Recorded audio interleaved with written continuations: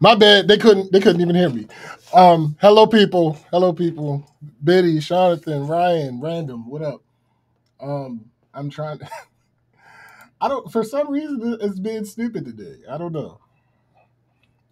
And you still not on yet. Um okay. So no. Why they being stupid? All right, hold on. Tombstone. The dead man. Paste. Enter. There we go. Now they can see your beautiful mug. Oh goodness! I don't know why they want to do that. I'm I mean, listen. No, Ryan, it's not you. I don't know what the software that we used to connect to each other was being real stupid this morning. Real temperamental this morning. All right, I'll be right back. I have to make sure. I have to see what's going on. I don't know if I just heard a bunch of noise and there was a FedEx truck. So I don't know. Your couch, nigga. I mean, I don't know. Hold on. I'll be right back. Oh man, how's everybody doing? How is everyone doing? This has been a relatively crazy week, personally and in the world. I am not certain what we're going to talk about today. I don't know what he has on his jacket. There is a couple of things, I definitely want to hit on while we're here. So this is what I'm going to give y'all a heads up. This is what I'm trying to do.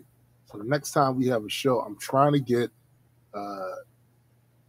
our artist, Joseph Arnold, and the other writer of the book, Brother Bones, on for a segment so they can talk about their book, Kickstarter, all of that stuff.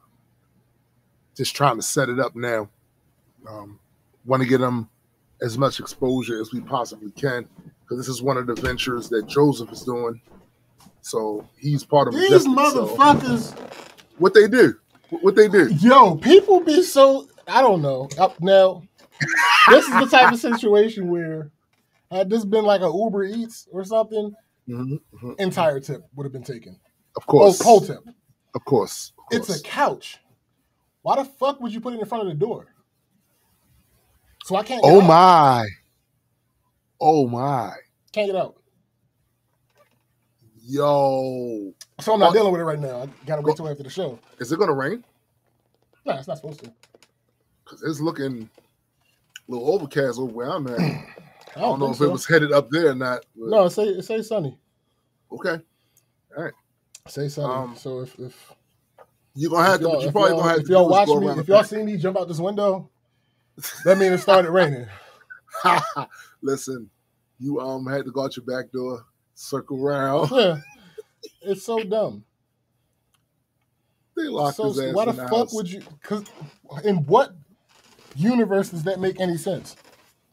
The Bizarro universe, right? Because what the fuck you mean? You're gonna put the door has to open. There's a screen door right there. Me, Bizarro, make sure door open and then put the like I just block the door, bro. I just don't get it. And the crazy thing about it is that nigga was sitting out there for like 5 minutes, just sitting in the truck. So he had plenty of time to go, and that's crazy. Yeah, he wasn't in no rush. He was by himself. I don't know. Because it was two of them. It really ain't no excuse for that. So Chrissy hit me. She was like, I think the couch is here because the FedEx truck. I'm like, all right. I went downstairs and I was just looking, waiting. And this nigga just would not get out of the vehicle. So I'm like, all right, fine. It's a couch. Ain't nobody going to be able to take it. So I'll deal with it after the show. Right. I heard the noise. Mm-hmm. I'm like, oh, it must be delivered. Went downstairs. Delivered. Look out the door, window, right in front of the screen door. Ryan said, dude lost a star for the block and the other for contempt. Nigga. Yeah. I'm That's absolutely whack. going to complain. It's should. always FedEx, yo. Like outside of the, food and grocery delivery, that's separate. But like items, I only ever have issue with FedEx. That's interesting. They the reason I got that free mattress. Yeah. Because That's that's some interesting. bullshit. You might get a free couch. No, nigga, I can't say it never showed up. It's the reason I can't get out my door. Like seriously, in what universe does it make sense? Like what? Well, I'm gonna tell you, we get a lot of deliveries here, and there has been times when they will literally pile that shit up by the goddamn door, so that you can't open the screen door because the shit. Yeah. So. Have you never seen a screen door in your life? Huh? Yeah. Well, here's the thing, right?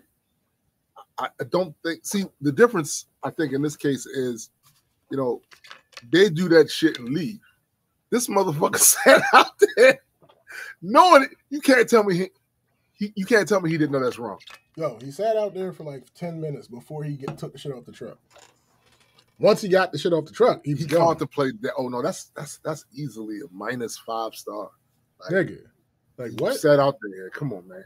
Even though what you do is wrong. Don't let me get a chance to give a rating because zero, nigga. Fuck. Ryan said 3. No, 0. Because why would come on, bro?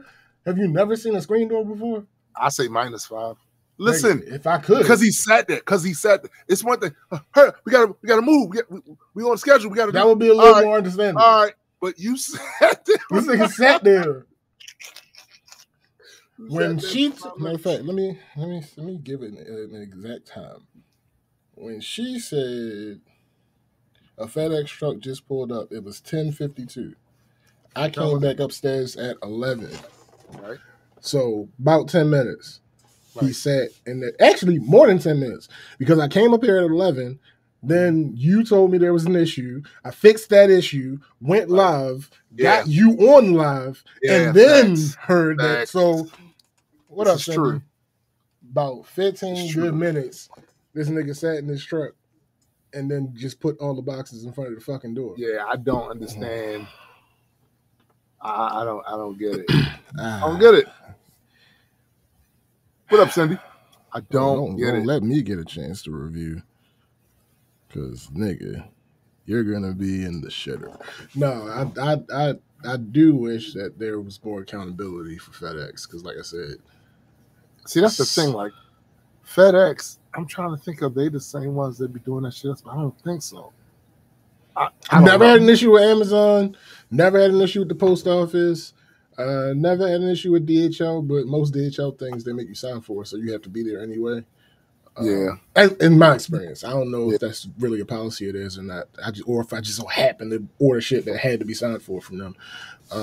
But yeah, I don't. Ryan says you have a delivery person knock on the door to ask for help. Yes, but all right. There are certain situations where I ain't mad at that, right? Like when I got this desktop, right? This box was big as fuck, and it was you're a relatively young man, right? So yeah, they can ask you for help, but what if this has been a case where it's an elderly people up in there? You know and that's the other thing. So this was FedEx as well. So that's the other thing. Like, nigga, shouldn't it be 2 people on the truck? That's it. If y'all delivering unless shit they call this cutting costs, yo. That's what I'm saying. Matter of fact, I did have an issue with them that time. Again, FedEx. I was supposed to be signed for. I happened to be downstairs. The nigga ain't make me sign nothing. Oh. It could have been at the wrong house and everything. For this couple $1,000 computer. That's crazy. Yeah. That's crazy. Oh my goodness. Once that person subs that in that house, that's theirs. That part. You shit. And that's what I'm saying. That's how I ended up with a free mattress. Because they delivered that shit to the wrong address. It's like, bro, what are you talking about here? I don't know, bro. That was a whole... Yeah. But anyway, what up, people? It seems like it's been a long time. It's been forever. That's why this is another situation where there are no topics. We just want to do the update for the update. Yeah. It is what it is. Yeah. One thing I wanted to add some context. We probably won't go into it much further because it's been a while. So we are prioritizing certain shit today. Right. But this is context for all that you've been hearing this week. All the controversy of this week, this is just context. I don't know how many of you have ever heard this, but this is actual history. And this happened when my grandfather was like 5 years old. Murray Turner, a young, pregnant African-American woman, was the victim of a brutal lynching in Georgia, May 19th, 1918. So, her death was one of the most horrific in the history of racial violence in the United States. And it came after she publicly condemned the lynching of her husband. Because apparently you're not allowed to complain that somebody just killed your husband. Right. So, further context, there was a week-long wave of mob violence in the Brooks and Lowndes counties, during which at least 13 African Americans were killed. The rampage was instigated by the murder of a white plantation owner, Hampton Smith, who was known for his abusive treatment of black workers. So somebody got with him eventually, right? After Smith's death, the mob began indiscriminately targeting and murdering black people suspected of any involvement or connection to the killing. That's just, it's just remarkable how familiar a lot of that is. Mm-hmm. You know, it's just remarkable. Hayes Turner, who was Murray's husband, was among those accused and lynched on May 18th, 1918. In the face of immense danger, Murray Turner, who was 8 months pregnant, courageously spoke out against her husband's murder and threatened to seek legal action against the perpetrators. That's degular, that's protocol, right? Mm-hmm. It kills your family member, and you're going to expect the law to, hey, let me remind you, it's 1918, all right? So, as a result, her defiance enraged the white mob, who then targeted her. And on the 19th, a mob of several hundred people captured Murray Turner. In a gruesome act of racial terrorism, they took her over to a bridge where she was hung upside down by her ankles, doused with gasoline and oil, and set on fire. While she was still alive, a member of the mob cut her abdomen open, and her unborn child fell to the ground, where it was stomped to death. Turner's body was then riddled with hundreds of bullets.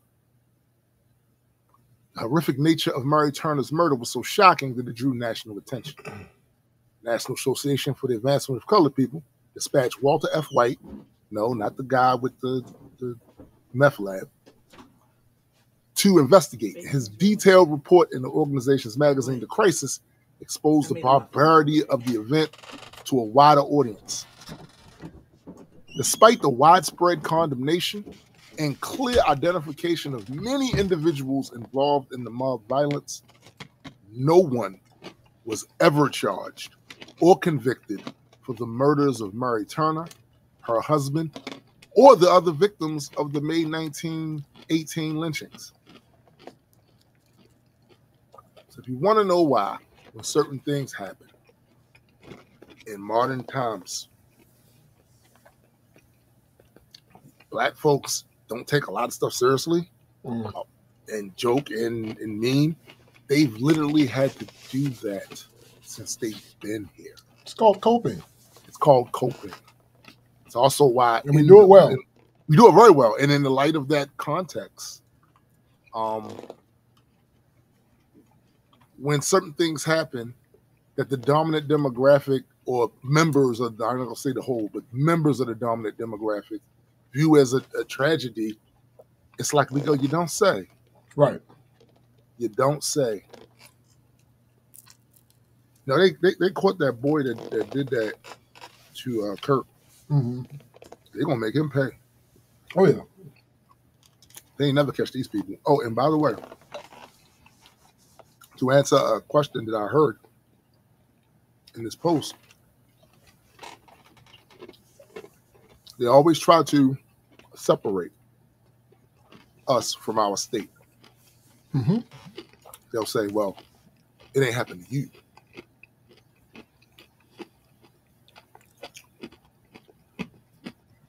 You bitch ass nigga, that was family. Family. Period. Nobody else is expected to separate themselves from their estate.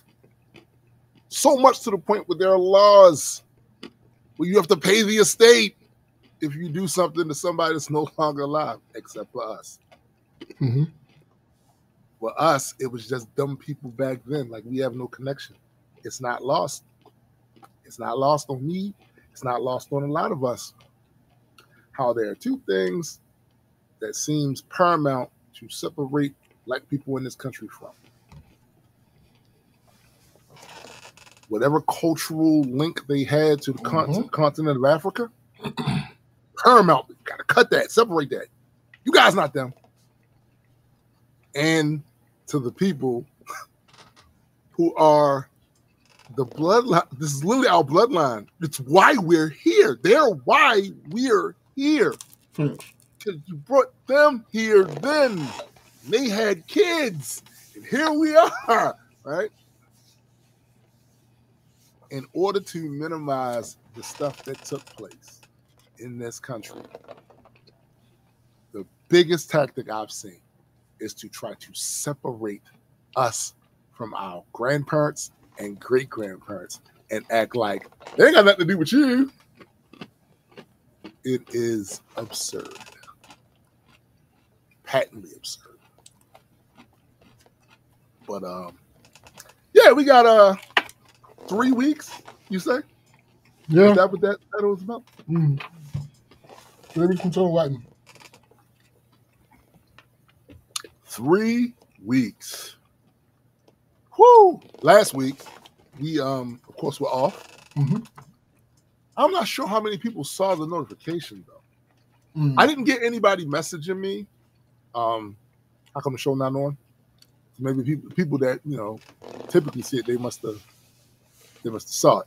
They either heard it said or they saw the post. Yeah, but the only reason I asked that because it didn't really get a lot of interaction. Yeah, so I was wondering if anybody even saw it, but apparently people did because I didn't get, Hey, Gigi. McKenna. Hey. What up, I didn't get any sort of a message from anybody going, hey, where's the goddamn show? So it must have did with it. I know Gray did ask me. Oh yeah, he did ask. He asked me too. He must have messaged both of us. Mm-hmm. Like, yo, with a damn show. Y'all two have been doing a bunch of work. Absolutely. Love to see a bunch of work. Love to see it. Mm-hmm. So I saw also that you cooked some dinner the other day. Yeah. Am I supposed to be going first? No, I'm gonna go first, but I'm just. Okay. This is part of mine. Oh, okay. So you. Dinner. It was called for. I'm sure it was. I'm sure it was. Because niggas got to eat, but at the same time. No, not just because niggas got to eat. Yeah, Jonathan, exactly. We mentioned it, I think, at the top of the last show and at the bottom of the last show. Okay. Good. Sometimes we be forgetting that shit. And nigga. There's a lot going on and shit. Thanks. So, my week consisted of course, getting things sorted for the Kickstarter. There is an issue, right, with the alternative cover thing. Dealing with it, working with it, see what's happening. I'm going to do a update on the Kickstarter page before the weekend is out, getting people involved. But I have already started shipping out people stuff. So that process is moving along. moving along. The other thing is, this week I had to get a yearly exam. Mm-hmm. So I got the results of that back. And there's some kidney stuff happening. Mm. Right? Yeah, so it's this medication and stuff they want me to take. However, here's the thing. I'm kind of thinking that the reason why my kidney functioning goes up and down is because of my water intake fluctuating. That'll do it. I'm already taking medications that can and will affect your kidney, right? Mm-hmm. And then me not drinking enough water, going through those spurts if I don't drink enough water is probably the thing. It's not in any serious danger zone stuff, but they want me to take the medication. 1 minute, right? Exactly, Cindy. Hydrate or dihydrate. Thanks. Yeah. You know what I'm saying? So therefore I am I'm going to I set alarms for myself, right? That literally says nigga drink some water. Nigga go drink some water. Good along. Right? Good along. You know what I'm saying? He'll say it in the course of the day. Nigga drink some water. So that's the thing that I'm dealing with that. I do have to go to have a cardiologist appointment next week. Because every time I do a yearly, then they do the EKG. Mm-hmm. Go talk to a cardiologist. Go talk to God. All right, cool. Every time I go though, it's nothing. And that, thankfully. But part of that leads me to believe, well, I already know that this is the case. There is a economic pipeline, right? You go to your primary care provider, they give you the whole checkup thing, and then they send you to some specialists, all pulling from that insurance policy, right? Mm-hmm. Getting money in that insurance policy. There's a whole marketplace right there. But you know, it's ass because I think it's one of the things that drives up costs too. But in other ways, it's like, hey, at least you're getting checked for some stuff that legitimately is fucking people up out here because they don't go and they don't get it checked. Facts. You know what I'm saying? So that matters. That 100% matters. I just and yes, it's a stereotype of men, particularly black men. But we're talking to everybody. I have a coworker, black woman, who be on that shit from time to time. She'll have something wrong, and for weeks, every time I see her, how you doing? Oh, well, such and such still hurt and blah blah. No, what are you doing? She didn't have a toothache for the last 3 weeks. Nah, you gotta go. And you gotta go to the dentist. Yeah, you have to. At this point, you got to. 3 weeks. That's torturous. Number one. That part. Like I got in there yesterday, and she was like she was miserable. Oh no, bro! There's no living life like that, bruh. You can't live life like that. I'm like, I'm trying to. You're like, hey, did you try this? Did you try this? Have you tried Orajel? Have you tried whatever? And she like, oh well, okay. So, no, and my other homegirl came there, and she was like, did you make your dentist appointment? If you didn't, I'm gonna beat your ass. Because that's how you gotta talk to. That's how you got to your people sometimes. Yo, listen, that's exactly as many things that Dame has said in this past 2 weeks that I disagree with. Said that? The one thing when he had OG with him, and he was like, "Yo," basically, dude, wife was down in the hospital and he wasn't there, and dude was like, not Dame, Dame's OG was like, "Hey, if you don't go be with your wife, I'm gonna beat your ass." Sometimes you gotta talk to your peoples like that. I honestly speaking, I understand. that might sound out of pocket to some people, but sometimes you got to look at my community like they Klingons. Like yo, that shit is that shit makes an impression. Sometimes that other mealy mouth, you probably need to go and do something. No, no, that don't work. That don't do nothing. They need, because honestly, it's not even always a threat. It's the shock of the delivery. Shock of the delivery. That's right. Because so many times, I gotta beat your ass, yo. And then you think and that makes you really think about it. Like, oh shit, this is important. Well, I'm gonna give you a reason to have to go in there. Right. Facts. Like, what are we talking about? What are you gonna have to beat your ass? Like, that's all it is. Yeah. I'm gonna have to beat your ass. We're gonna get you there one way or another. One way or another. One way or another. Oh, by the way, that after you finish with his nose, he got a bad tooth right there. Facts. And what are we talking about? You see the side of my face all swollen? Why the fuck haven't you been that's to crazy. See them peoples? That's crazy. Man, but see, some of it, such and such. Go see the people. But here's the other naked truth about some of this. Because I ain't letting the system off the hook. Oh, some thanks. people are like, I can't afford, and if I go, some of it is I can't afford the bill. Some of it is I can't afford to take off. That's right. That's it. And then some of it is the ever-present boogeyman. Yeah. We black. Yeah. We black. Yeah. And oftentimes we get harmed, or we get harmed through action or inaction. Facts.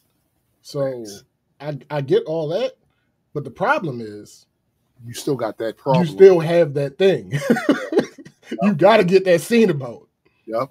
So I mean, it is what it is. A few years ago, SPJ had some help situation, and had he not gone, nigga, it would have been fucked up. A whole problem. Speaking of health thing, when I was 11 years old, my brother comes into the house on a Saturday with some tall boy with an afro and some curly afro and some glasses. We in there talking. I'm watching cartoons or some shit. They talking about they about to go all the way out to Route 40, Catonsville, Giants, and all those other different supermarkets out there to make some money. It's gonna make money, hustle, make some money, right? Carrying bags for people, doing all that other shit. I had never, ever been out that far without my parents before. I lived at the bottom of the village. Like, I'd never been out that far without them. They said, come on, man. So we walked. I said, fuck it. We walked out. We didn't get a block before my brother gets whistled at by one of his other homies about smoking some weed. He leaves us, and I'm with this tall nigga who I'm just meeting. I don't know this guy. He says, man, fuck him. You can go up there ourselves. It's more money for us. Well, it was a nice-ass Saturday. He's like, yeah, we going. We going. And I had the time of my goddamn life. Far away from home. Made some money. I'm cussing up a storm, talking shit. He talking shit.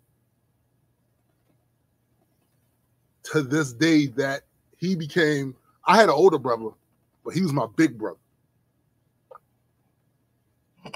Why did I get a phone call? No, wasn't the phone call first. I saw a Facebook post that my brother was in the hospital. I'm like, what the fuck? So I hit him up. Turns out he almost died Sunday. Complications, allergic reaction to his blood pressure meds. His throat closed up almost completely. If his girl had not got him to the hospital, he would have been gone. They had cut his throat open and everything. I start thinking, I'd have lost my brother and probably wouldn't have known about it for a couple of days. Mm-hmm. Now, I don't know how much longer he has to be in the hospital, but unfortunately, as another critique of the system, they are all too quick to push you out of that bed to get another body in there. Yeah. So it might be soon, even though he just had that surgery. It might be soon he's coming home. I don't even know if he can actually speak yet. Probably not, I would imagine.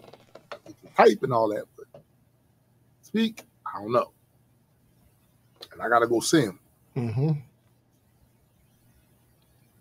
So Graydon used to get on me because, we have a lot of meetings.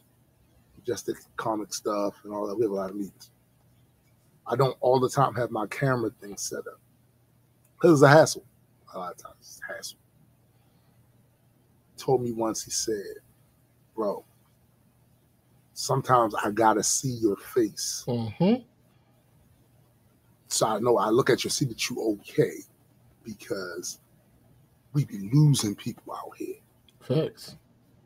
Right? We don't live close to each other. So it's not like I come over your house, you come over my house, stuff like that. Just seeing your faces, I can look at, okay, he looks fine, looks like nothing really fucked up with him or whatever, is a comfort. And I don't always be thinking about that part of the equation. Because, to be blunt, I'm a nigga. I'm a hammer, right? Thanks. And all of this stuff, like for men, we have our ways to show our affection to our male friends. Absolutely. It don't always look like that's what it is to an outside observer, right? And to women, like, what the fuck? No, but this is my guy. I love him. I will beat you the fuck up for him, right? So after I think after Kobe died suddenly like that, that was a kind of a wake up for a lot of people. Like, yo, you can be gone. You can be gone. And I noticed that more men, specifically black men, are starting to show their friends that they give a fuck about them. They love them. They're to the point of telling them. I've never told my homeboys I love them more than after Kobe died. Yeah. You know what I'm saying? So I get that, and that's exactly how I felt, because I've talked to Marlon, but I haven't seen Marlon in maybe a year. We ain't been in each other's presence in a year. That's got to stop. I know I don't live in town, but fuck that. That's got to stop. It's got to. Cause man, we up in age. Shit happens. This is around the time when shit starts happening, where a past lifetime, maybe a past lifetime of bad choices, like compiles, and now it's smacking you in the face. You didn't eat right, drunk too much, you were smoking, whatever the case, whatever the shit was. Right around, he just turned 57, which is the same age my biological brother was when he died. Right. Right. This is around that time, again, especially for black men. This is around that time when that shit starts hitting you. By the way, all of you now adults that were straight edge as teenagers and kids, and you were made fun for it, congrats. Because this is where all that shit pays the fuck off, right? This is where all that shit pays the fuck off, right? But because of that, knowing that I could have lost him and wouldn't have known for that, I told SPJ the other day, I said that would have broke me. That if I'd have lost Marlon, that would have broke. Yeah. That would have broke. You know what I'm saying? Like, too many years, Too many times when we relied on each other. You know what I'm saying? Too many harrowing escapes, right? Too much, man, of just of being the cavalry for each other. Oh shit, here come Marlon. Oh shit, yeah, come later, yeah. Like that sort of shit. It's too many years of that. Too many years of that. And on top of that, he's somebody who there's nobody else that has been consistently in my life for that long a period of time. If I go back from 11, nah, B, there is nobody else except for blood relatives, right? That has been there as long as he has. So go see your friends. If you still got anybody in your life, especially those that have been around for a long time, just been a staple there, go holler at your peoples. Even if you ain't got nothing to talk to them about, go holler at them. Thanks. See what they doing. Talk about the weather. Some sports ball game that y'all into. Some wrestling. Talk about something. And let them know you give a fuck about them. Because the last thing you want is for that sudden, and you feeling like, damn, I ain't even. There's legitimately too many people that already fit that space for me. That I always say, yeah, we go hang out, and didn't get a chance to do it, and then they got up out of here, right? My man Kevin Richardson. I've known Kevin Richardson since elementary school, right? I moved away. He moved away. Every so often, I will get one of those Facebook memories, and it'll be him commenting on something, and every time he go, yo, we gotta hook up, we gotta do such, and I always meant to, and then I got the message they found him dead in his house. Now I don't get a chance to. Holler at your peoples. Thanks. Holler at your peoples. Other than that, something I told the doctor, right? So there's a lot of things that actually was good in the blood test, right? That was improved from previous year, right? And I could track why that got better. I could track that. Like, I know why that got better. I know why that got better. I know why that got better. I could also track why certain things got worse, right? Because certain stuff is diet. Point blank, period. Diet. And I think I told you guys before, but we got neighbors across the street now. I am not a neighborly person. Not in the sense of, y'all watch y'all sitcoms and it's the neighbors that's always over the house. The nosy neighbor that always pokes their head through the window. No. Poke your head through my window if you want. Okay. All right. Look, so no, I'm not that type of neighbor. Like, not. I was more that when I was a kid, but as an adult, I turned to my mom. You know what I'm saying? Like, get the fuck, don't come over here. That sort of shit. But these people make it real difficult for me to stay that way because every time they got something, they drive, hey, we got a whole such. And you be wanting to be like, can you get out my porch? But it's cakes in there. It's cakes. Muffins. It's shit, right? Cheesecake. Like, what the fuck? It's hard to. So I got to give him the. Then the other day, so the guy that's supposed to cut our lawn didn't show up or whatever. So I'm out there cutting the front lawn, and the damn lawnmower go up. Fuck! So half of it wasn't done. So eventually, my mother-in-law did get in touch with the person that we usually have to do it and schedule him to come over to finish it all up or whatever. But the neighbor ain't know that. So what did the neighbors do? One of them was like, hey, I saw your son. He's talking to my mother-in-law. I saw your son-in-law over there was having a problem with the mower. If you want, I can come and finish the rest of that up. It's hard not to feel neighborly towards these people. As much as I want to. Believe me, I want to. Right? Like those tomatoes and shit. Like, get the fuck out of here. No, nigga. There's no reason to do it if there's no reason to do it. That's the problem. There is no reason to do it.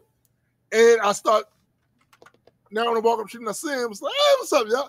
Because I don't want that. But I can't. Come on. I have to. I have to. And I really resent the fact that they're making me fuck with them.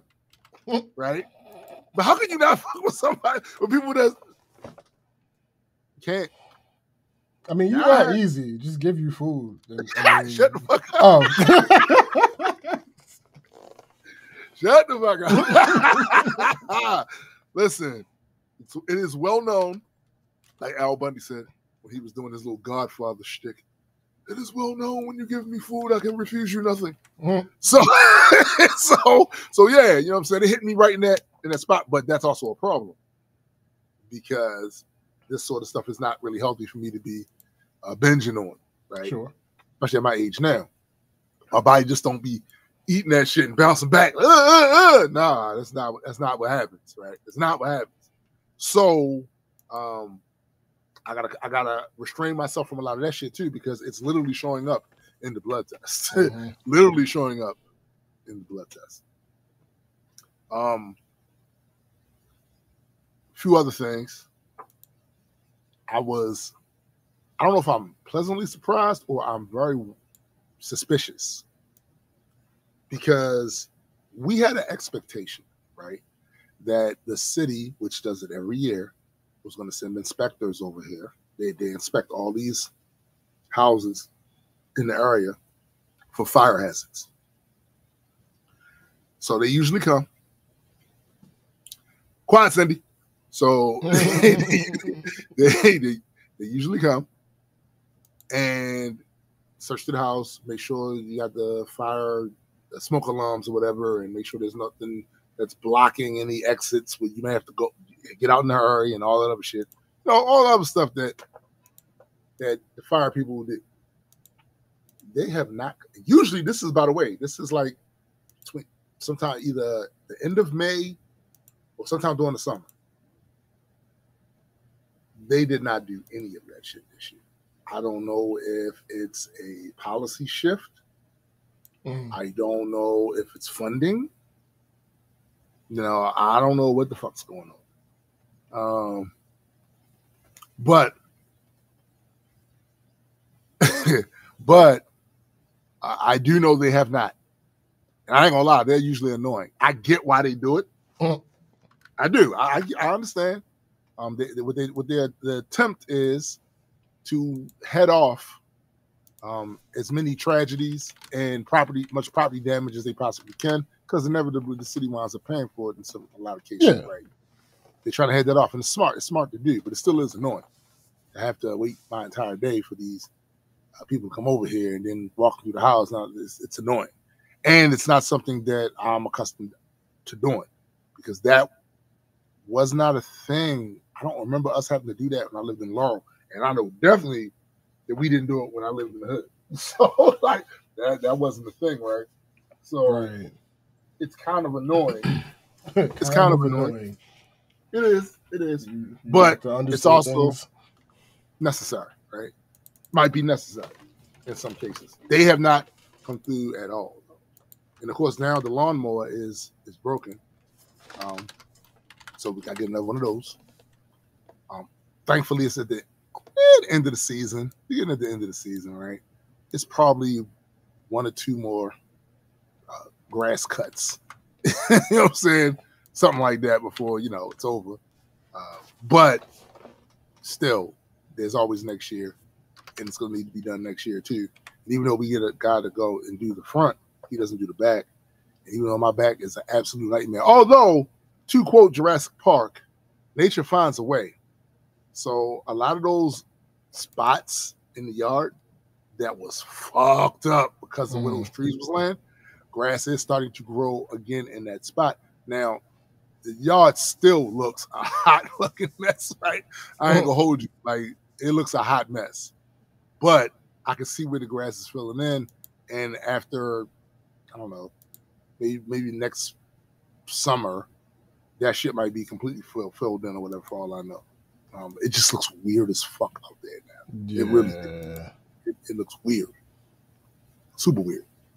Other than that, I was supposed to record another podcast with the Majestic Comics team for Patreon. But I did not get a chance to because I was just way too busy with shit this week. You broke it. Yeah, listen, it is what it is, right? But thankfully, I got help. People got Graydon there, Honey Dragon there. They go in, do the recording. So it should be something for us to put up there next week on Patreon, and then I'll put a clip or something on the Majestic Comics YouTube channel. Other than that, that was my week. That was quite the eventful. Yeah, it was. Yeah, it was. I don't know how you managed. I do love you, Cindy, but still shut up. I mean, those two two now, things. some people might hear that and think that that's a contradiction. No. I love this nigga. Yep. I tell him to shut up all the time. Absolutely. It's just how that goes. Yeah, that was you went through quite a bit. Man, it was of a roller coaster. Yeah. I mean, that's how things go. We're nobody's immune to it, the ups and downs of life and whatnot. Yeah. So let me see. Where should I even start? Cause nigga,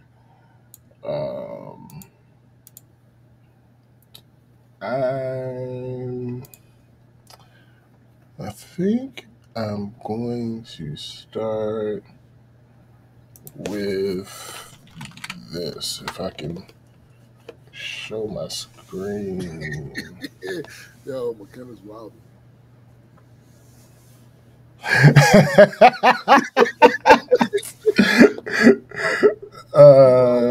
Where we at? Come on, get out. Okay. I think I'm gonna start with sharing my screen for a little bit. So a thing had happened. A thing, just a thing. Let's see. No, that's not right. He broke it. Did I? Look, he's considering it too. He's considering it. I gotta find. Oh, wait, that's not right. There we go. All right. So a thing happened.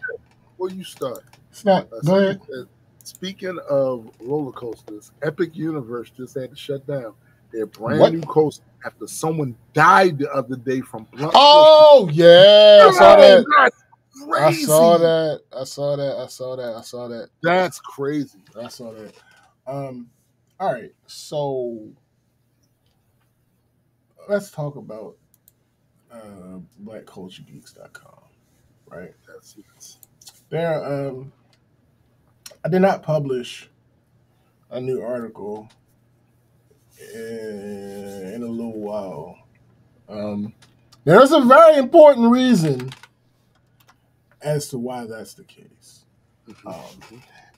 I know a lot of people view us as a podcast, so they're not looking at the screen, but if you pay attention to the screen, you'll see I have the fresh new joint. Yeah, there's new merch. So yeah, because I kept getting questions. Not, when people, I hate when people be like, oh, all these people were asking. I know, right? That's not true. It's simply not true. Where's your proof? Show your facts. So, no, it wasn't a lot of people. But over the past few months, several people have asked me, like, oh, where can I get that shirt?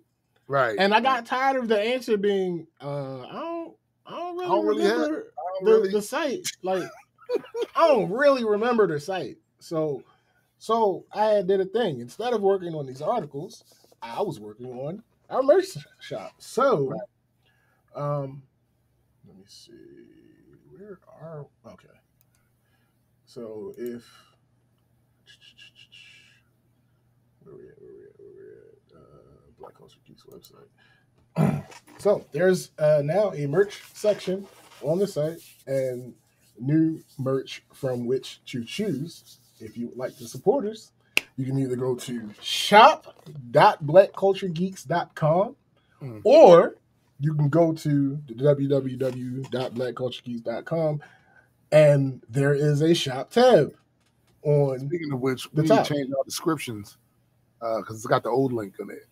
Oh, I'm sure. Yeah, Yeah, I'm sure. So,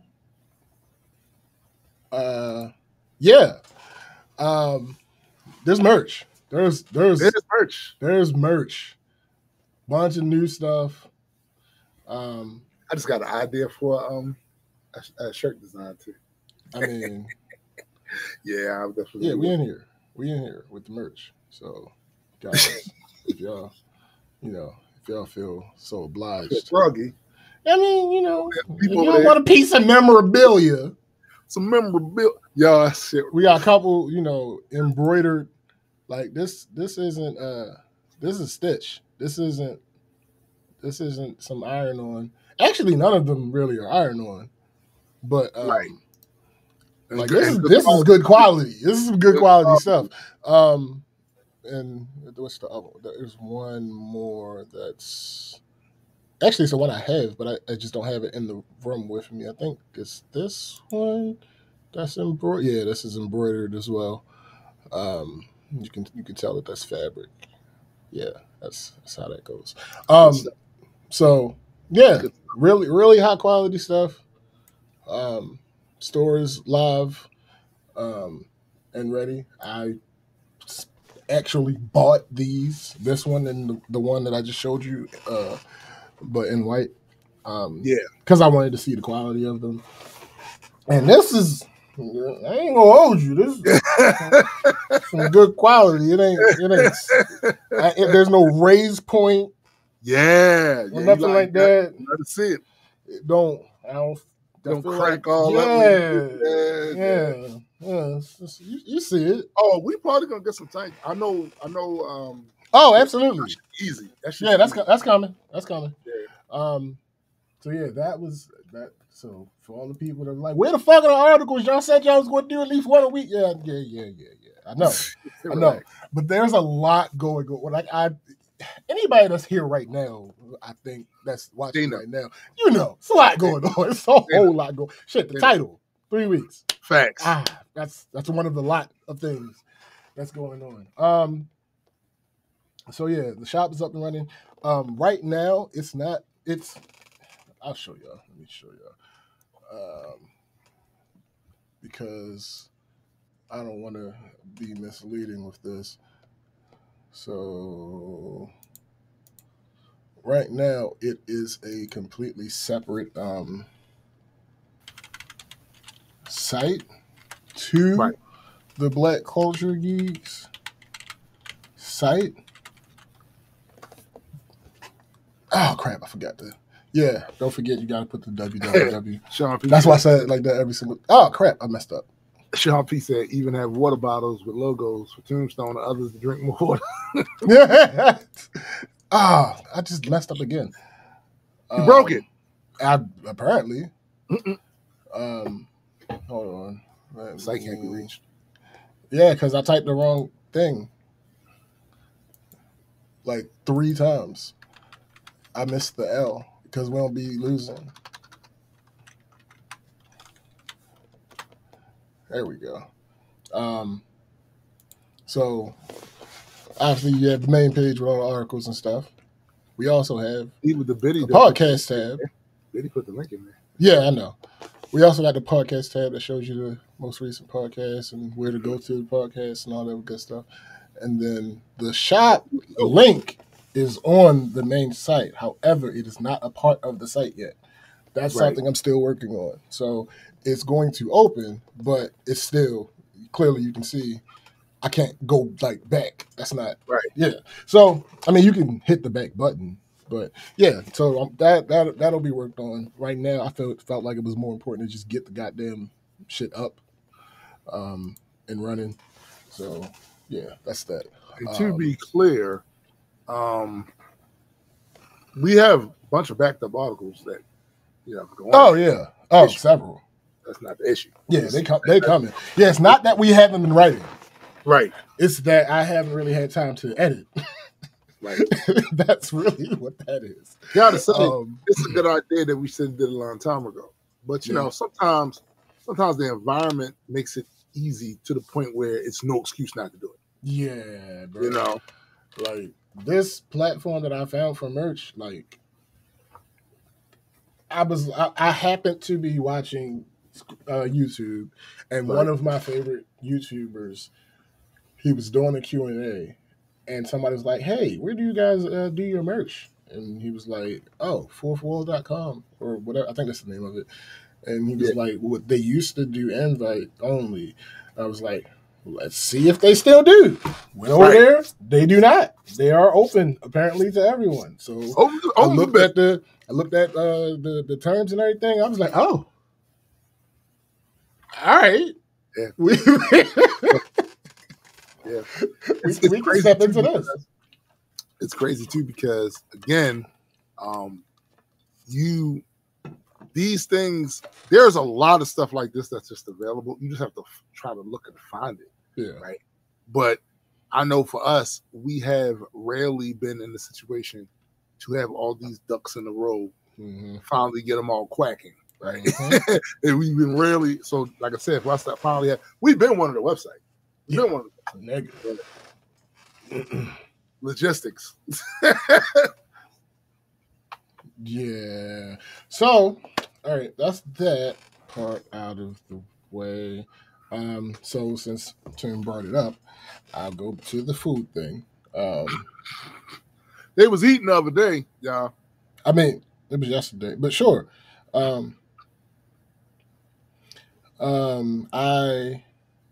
For those who have seen my Facebook, they already know, but for everyone else, Fab's birthday was last week. So this is, in fact, let me read the post, I guess, because if y'all didn't see it, I mean, I can't show it on the screen because I'm signed into Black Culture Geeks on Facebook. Okay. So I'll just read it for you guys.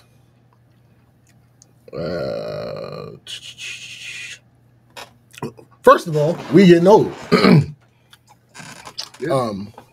Getting. Nigga, we ain't you yet. But yeah, so we getting old. Happy birthday to my brother from another, even though my mother claims him. If I tried to name all the things we've been to each other over the years, I'd be here forever. From him coming to my 16th birthday party, to him getting married in that same exact room, to traveling the world together, he's been my right hand. He made me an uncle and a best man almost 2 decades ago, and I'm honored to finally return the favor. Love you, bro. So, yeah, that was his birthday. I think that was Tuesday, whatever, the 16th, whatever day that was. And I like for the past 2 weeks, I've been trying to figure out like, yo, what can we get for Fab? What can we get for Fab? What can we get for Fab? Because he's entering he's entering the territory that my mother's in. I told y'all guys before, my mother isn't. It's impossible to buy her anything because if she needs something, she's just gonna get it. Yeah, it's true. So it's really difficult, like really, really difficult to actually buy her anything. Like there have been several times that I've tried. Like it's harder when you don't have a relationship with somebody, but I have a relationship with my mother. I know some things that she be wanting or be needing, and then I'll go to buy it, and she's like, "Oh, yeah, I just got about that." Last time I did it, it was an air fryer, I think, and I think it was an air fryer. It was some type of kitchen appliance, and I got it, and I sent it to her. And she was like, "Hey." So I literally just got one of these last week. I'm like, God damn, my. So once that became apparent, generally what I would do Bars. that part. Generally, what I do is I just cook for her. So we try to figure out, and I had an idea. There was an idea. Yeah, and I narrowed it down to a few things, and I just had to ask Chrissy where she got this particular thing that she had bought before. Before I could message her, she messaged me to ask me if I found anything. I told her not 100%, and I asked her where she got that thing because I was going to see if there was like an upgraded deluxe version or some shit. Right, absolutely. And she was like, hey, why don't you just cook for him? I said, God damn it. And that never gets old, actually. That never gets old. That's the gift that keeps on giving. So it really is, though. And the another reason why it was like right on time, and the reason I didn't think about it is obviously how busy everybody is. Like, literally, we are 3 weeks out from the wedding, 1 week out from the bachelor trip. Him and his girl left or are leaving today to go to Iceland. So, like, I was like, why are they going to Iceland again? I guess to see the springs, to go see the hot springs. So that I was like, what time do we have? And he happened to be off yesterday. Wow. And I was like, oh shit. Let's put this shit in motion. The reason it was so convenient is what I missed. The reason it was so convenient is because I literally just got a Ninja double oven 14-in-1 such thingamajig. A Ninja? Jeez. Yeah. But that was very convenient because it got that samurai. Shut up. It replaced my air fryer, my toaster oven. Wow. And one more thing. So you're going to throw that all away? Oh, everything else is gone. I gave the air fryer away. Toaster oven was old, so we threw that away.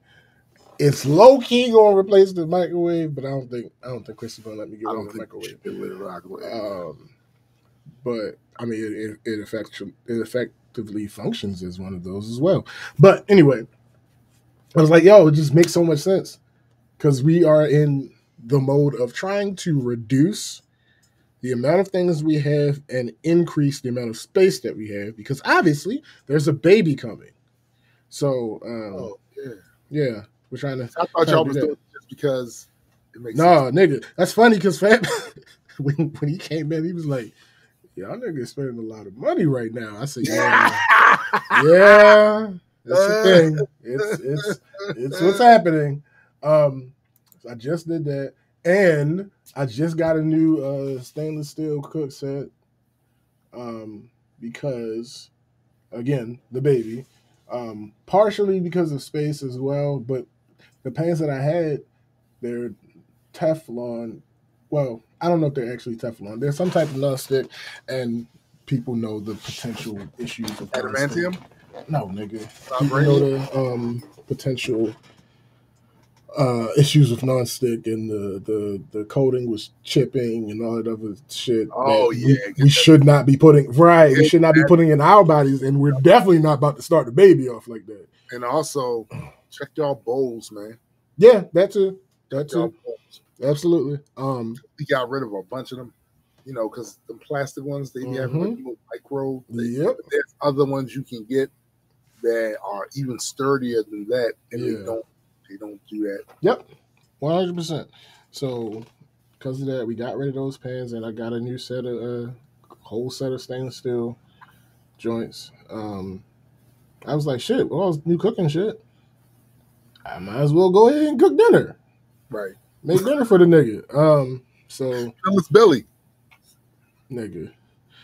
So yeah, we did that. We did that yesterday. That was as tiring as I thought it would be. Funny enough, Mo hit me up like Wednesday or Thursday. He was like, yo, what you doing this weekend?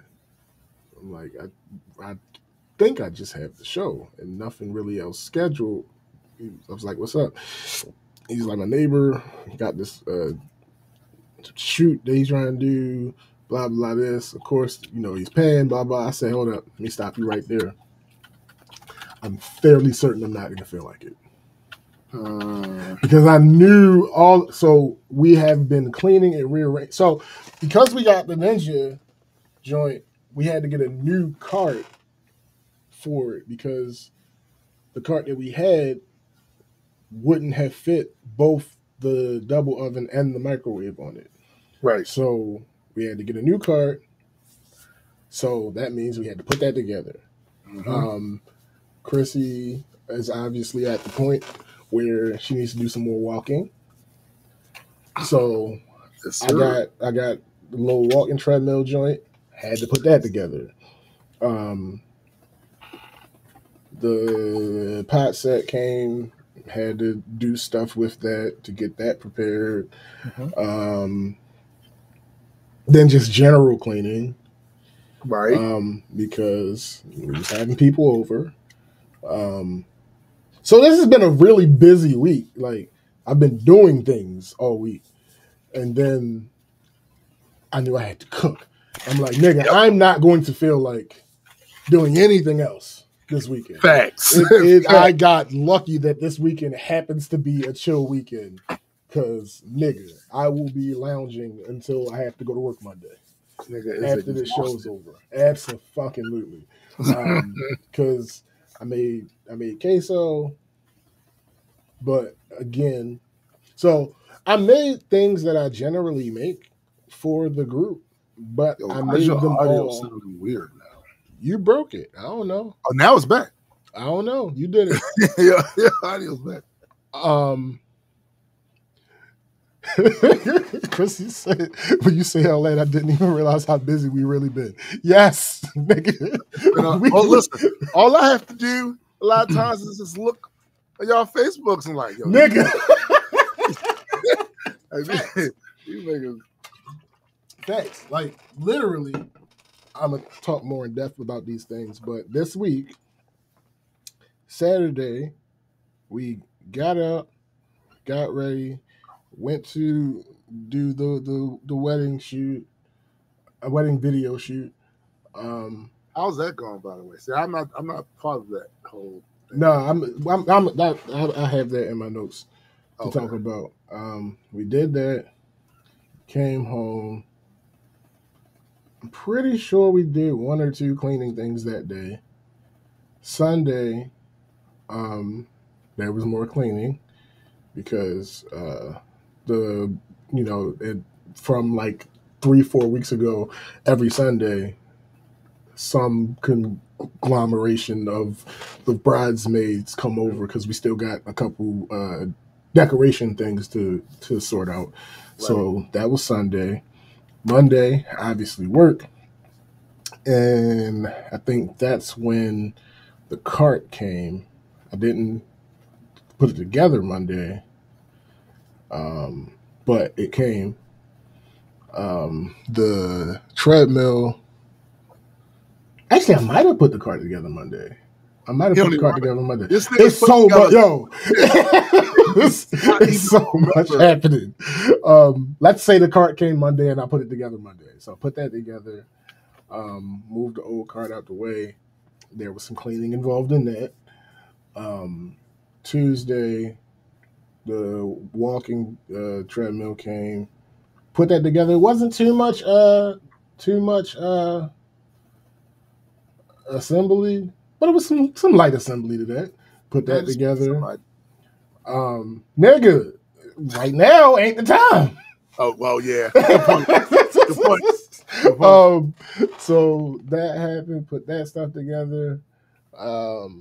Wednesday, after I got home from work, what did we do? That might have been a cleaning day as well. Because we on top of like regular cleaning, we've been doing things like getting rid of stuff and going through cabinets and reorganizing them and blah blah. So that was Wednesday. Thursday, I chilled a little bit. I didn't do too much Thursday. Yeah, after the last show, that was the bridal party. That's true. And there's been stuff from that and gifts that we got, putting that stuff together and putting it away. Yeah, that's on her too. Then Friday, after I got off of work, we went to the store. We bought all the stuff. Came home. I had to start prepping immediately. Right. Did all that cooking. Cooked the queso, cooked the chicken parm, cooked the vegetables, made the noodles. Well, not noodles, pasta. I saw that damn chicken parm. Yeah, listen.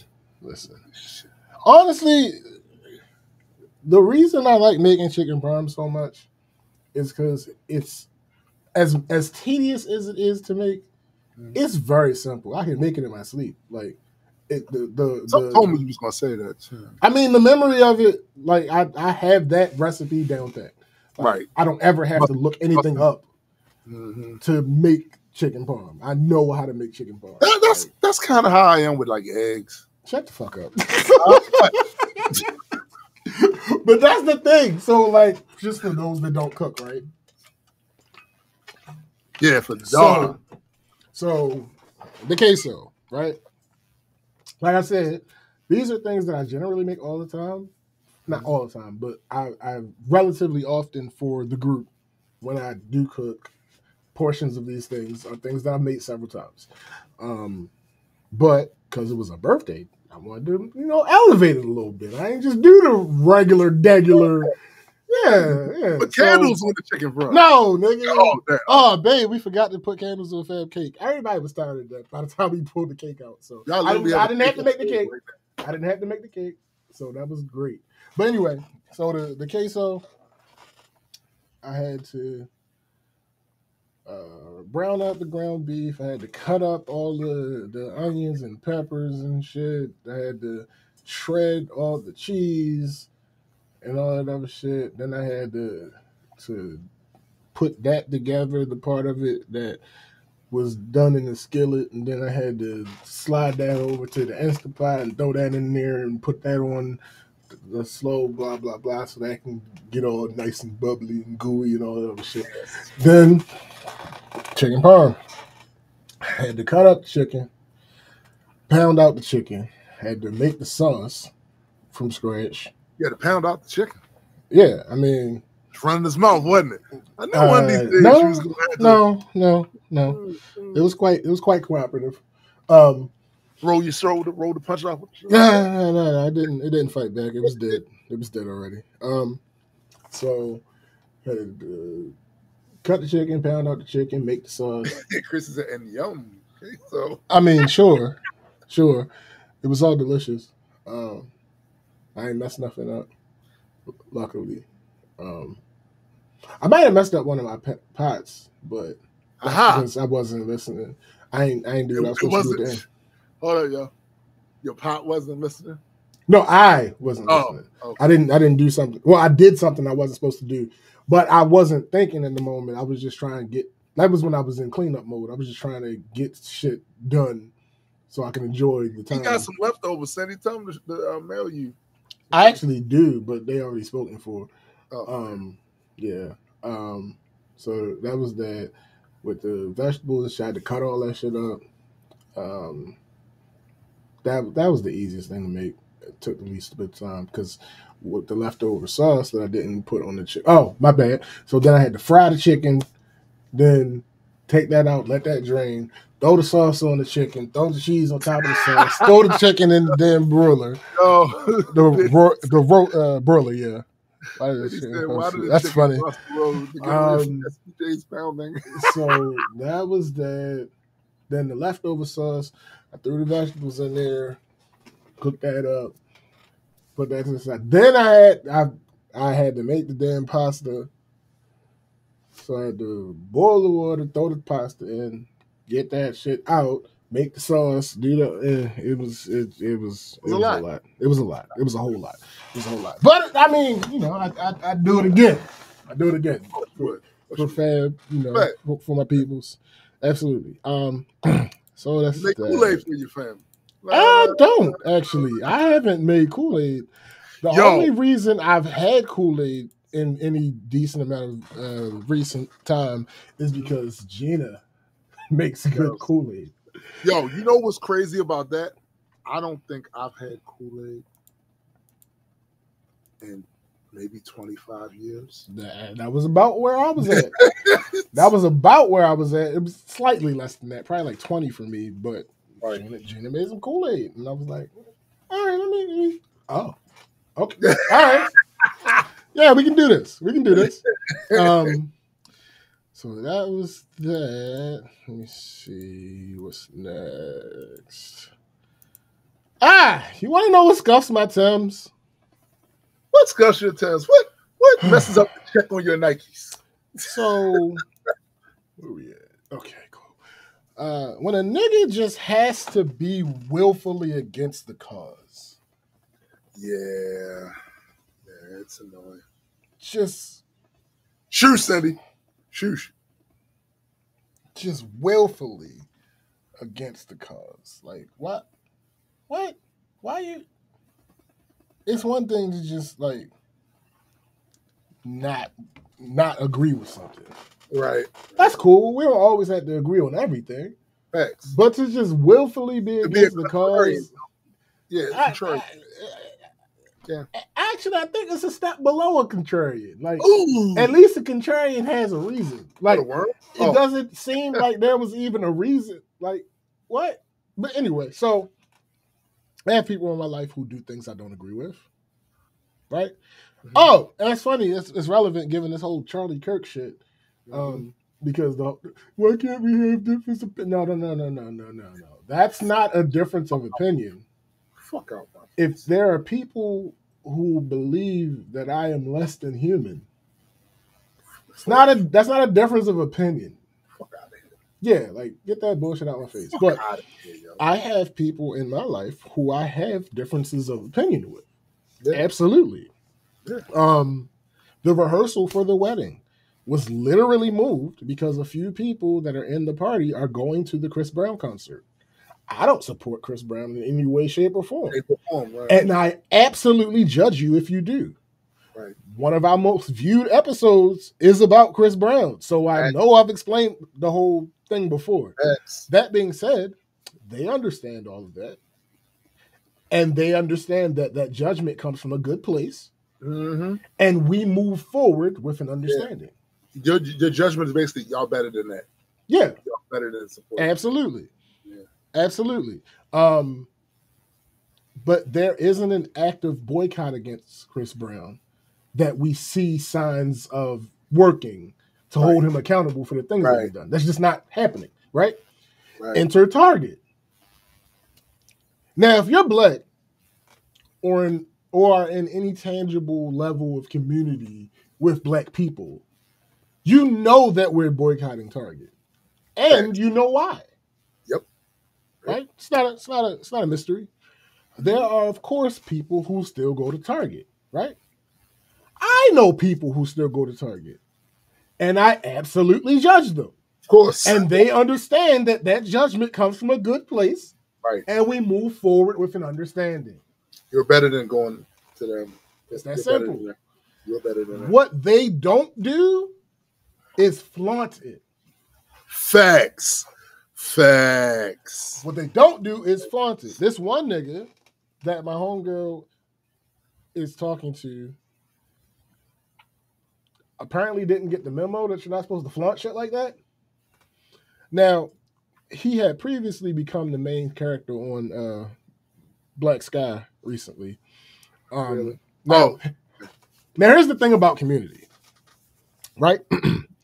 Community is powerful. Community is extremely powerful.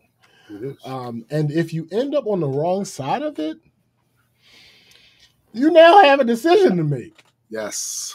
Will you mitigate the damage as best you can? Mm-hmm. Or will you jump on the sword? Can I just say something before you continue about that, bro? Because I think it's really understated, the power of community. Like, if One of the main reasons I actually want to leave Mhm. this place is because I don't like the culture here of the community culture Mhm. here in most instances. I think it fucking sucks. And when I see other people from other places, the way they do their community shit, I like that. I like that. Community cannot just be undersold. It really can't. And just know, when you make that decision, like SPJ said, to fall on that sword, you lose a lot.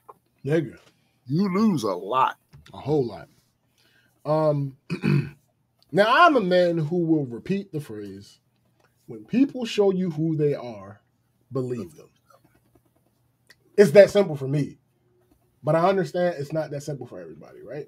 That doesn't mean, like, I'm not gonna beat you in the head with it, but Hell I'm no. still gonna let you know, like, hey, if you ask me my opinion on this thing that happened, Right, this motherfucker showed you who they were. right, That's my response. right. If you ask me again about the same person, It'll be I'm the gonna same. say this motherfucker showed you who he was. Right. Right? Right. Now, surface level people think that this is strictly about people's actions, right?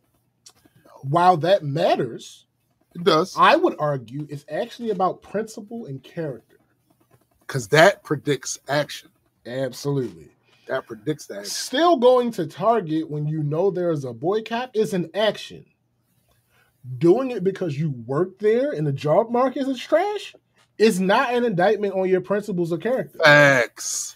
Doing Facts. it because you otherwise live in a food desert is not an indictment on your principles or character. Facts. Doing it just because it's your preference may or may not be an indictment on your principles and character. May or Or may I not would be. say more on what you choose to prioritize. Right. Yeah, But we're talking about social media. I don't know this nigga in real life. Right. How do I know that he still goes to Target? Now, before I answer that, still going to Target when you're black is not necessarily an indictment on your intelligence, but deciding to tell people on social media might be. Why did you tell people?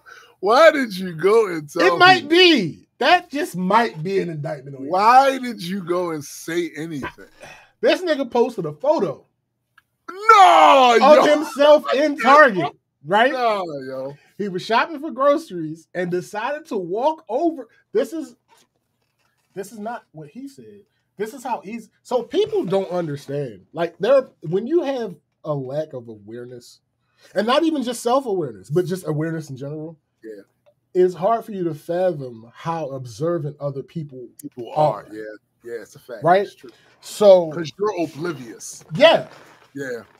What I'm about to say was extrapolated from people who used to be like regular Target shoppers. They used to be in that bitch all the time. So they know how the store is set up and everything. Right? So they was like, yo, he was shopping for groceries and then decided to walk over to the jewelry section so that he could take a picture in the mirror. Now, again, how did they get that? Because the evidence was all in the post. His caption said, needed to make a snack run. In the picture, this nigga was wearing a Barstool Sports hat, and there was some apples and onions sitting in the rack beside him. That's right next to him, completely visible. So he didn't even realize that he didn't get them out the picture. So immediately, just from the post alone, he's clearly not good with awareness. Clearly, obviously. Whether that be physical awareness because he didn't get the fucking apples and onions out the way, or whether that be cultural awareness or reading the room type awareness. Yeah, okay. Niggas went I know they did. I already know they did. Clowning him, fussing at him, legitimately questioning him. You name it, the people were doing it. Now, during the onslaught, he admitted quite proudly that he never boycotted them. The double down. Mm-hmm. The double down. Oh man, I ain't never. Okay, all right. he also had the thing where people were questioning. He was like, "Well, why you ain't boycotting this, and why you ain't boycott?" Okay, the whataboutism. Okay. Guess what? Though there, so you might be dumb. You might be dumb, so you might not understand this, but boycotting requires targeting. Funny enough, Yeah, it's funny. to be effective. Yeah. You can't just willy-nilly boycott everything. That's not a boycott. Right. That's not how boycotts actually work. You identify a target, bars. You Yeah. identify a target, right? And then you solely focus on that. It's something I've argued for years, where people try this shotgun approach. Mm-hmm. That's not going to work. Doesn't And work that all way. you're doing is disadvantaging the people that mean well with good intent. You're disadvantaging them to not be able to participate. Yeah. Because they cannot boycott everything. It's not possible. It's not possible. So you pick the target, and then you say, all right, this is the place. And then what people will do, inevitably, they will make adjustments in where they go to shop if they can. This gives them, they still can get the stuff that they need while this motherfucker pays. And also, while this motherfucker is paying, we can now chart the effect of the boycott, because you're not trying to figure out all these numbers from all these different. We know the target boycott is working. Right. We know that. We know that for a fact. Yeah. Because we specialized on one place.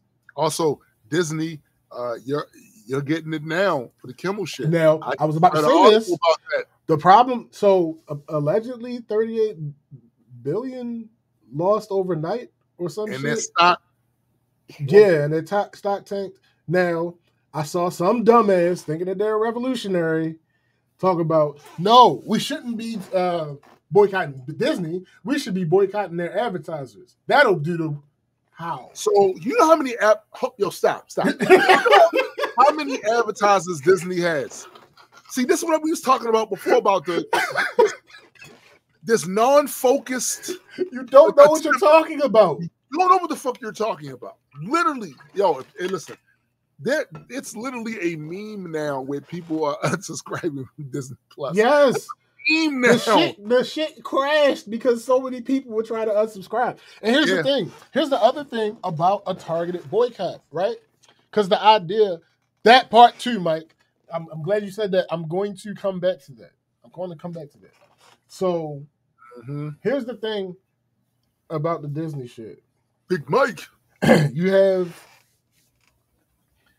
someone say, "Oh, let's boycott their advertising." That'll really show. Here's the thing: the idea, but I know the logic behind boycotting the advertisers. Me too. The logic behind boycotting the advertisers is so Disney will know exactly why you're boycotting them. Right. They can do that with the canceling. The problem is right in there because y'all shouldn't know. That's number See, one. I'm doing it. That's number one. That's number one. You can absolutely tell them why.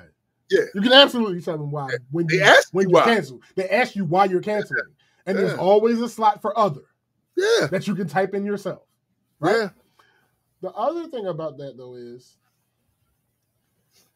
there are two types of boycott. Well, two reasons to boycott, right? Yeah.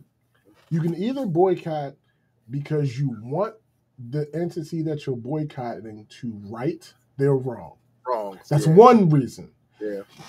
The other reason that I don't think people pay attention to and they don't give credence to is I just don't want you to be making money. Yeah. Fuck you. I want you to hurt.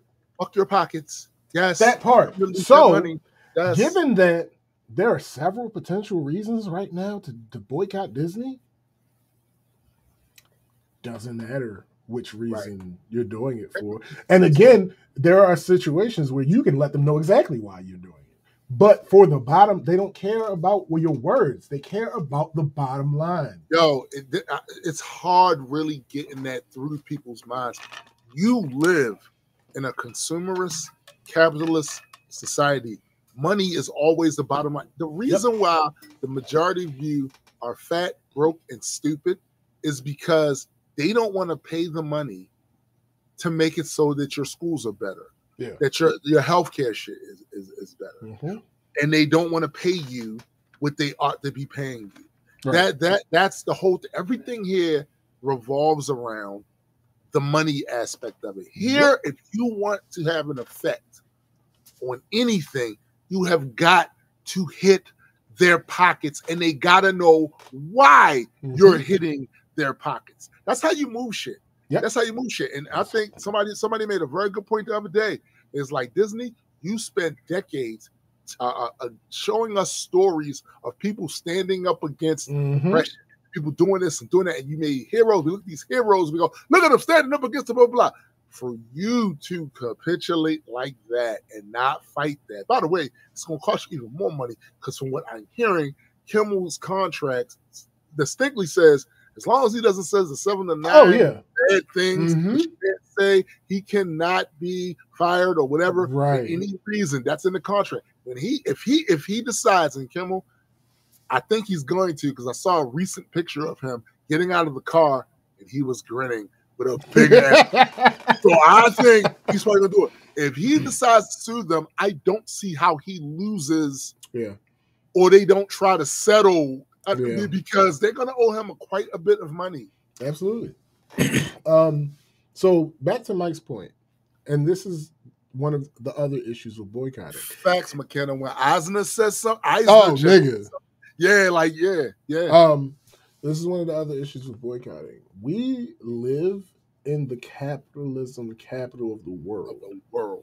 Probably of the solar system. Nigga, I would argue of the omniverse. So yes, now that is not about American companies. No. That is about business that takes place in America. Yes, absolutely. So there are companies that are not American companies that take advantage of it because it's such fertile soil. Because America has specifically crafted its society to be consumers. This is I saw an article about this not that long ago. Other countries don't do that. This is the reason. It's not like they don't have some countries don't have spending power, but they do.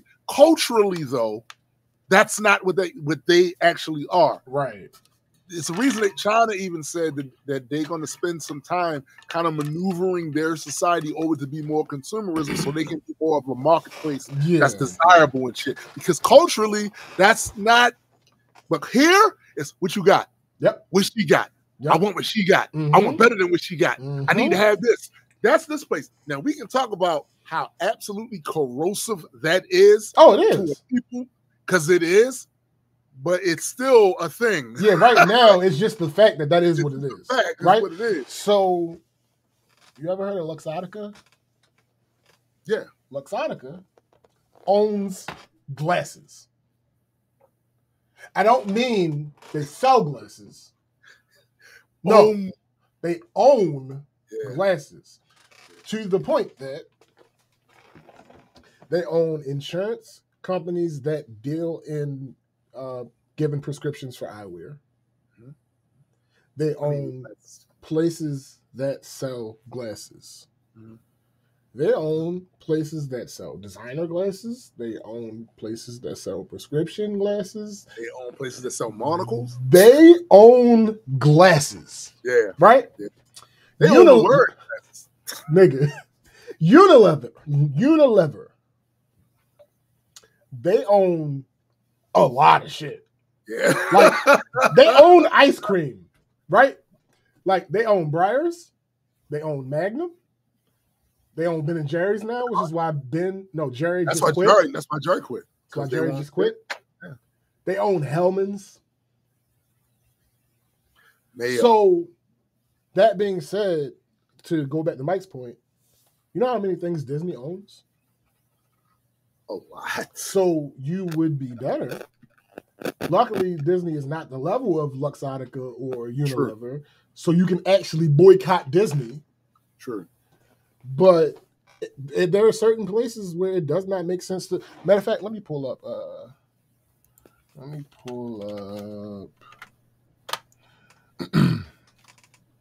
McKenna says That's also why we have such an issue recovering from recessions. You need people to spend serious money to keep our consumerism society alive.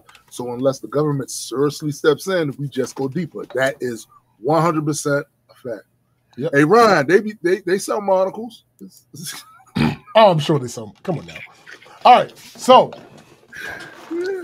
let's go back to the Luxottica example, right? When I say they own glasses, this is what I mean. Luxottica's two main product offerings are sunglasses and prescription frames. The company operates in two sectors, manufacturing and wholesale distribution. And retail distribution, right? Mm-hmm. So the house brands are Elaine Mikil, Costa Del Mar, Eye Safety Systems, Luxottica, Native Eyewear, Oakley, Oliver Peoples, Persol, Ray-Ban, Spheriaflex, Rogue Eyewear. The company also makes eyewear under license for the following designer labels: Giorgio Armani, Armani Exchange, Brooks Brothers, Bulgari, Burberry, Chanel, Coach, Dolce & Gabbana, Emporio Armani, Michael Kors. I don't know how to pronounce that. I'm not going to say it. Polo, Ralph Lauren, Prada, Ralph Eyewear, regular Ralph Lauren, Scuderia Ferrari, Stark Biotech Paris, Swarovski, Tiffany & Company, Tony Birch, Valentino, Versace. These brands are sold in the company's own shops, as well as independent distributors such as department stores, duty-free shops, and opticians. Now, those are all the brands of glasses that they make, right? Right. Well, in order to buy glasses, you need a store. Right. Luxottica Retail has about 9,100 retail locations. They own the following: Sunglass Hut, Apex by Sunglass Hut, Sunglass Outfitters, Spectacle Hut, Lens Crafters, Clearly.ca, Pearl Vision, Target Optical, OPSM, Vision Express, Elori, iMed Vision Care, Optical Shop of Aspen, Laubin and Pank GMO, Oliver Peoples, Oakley, David Clulo, Glasses.com.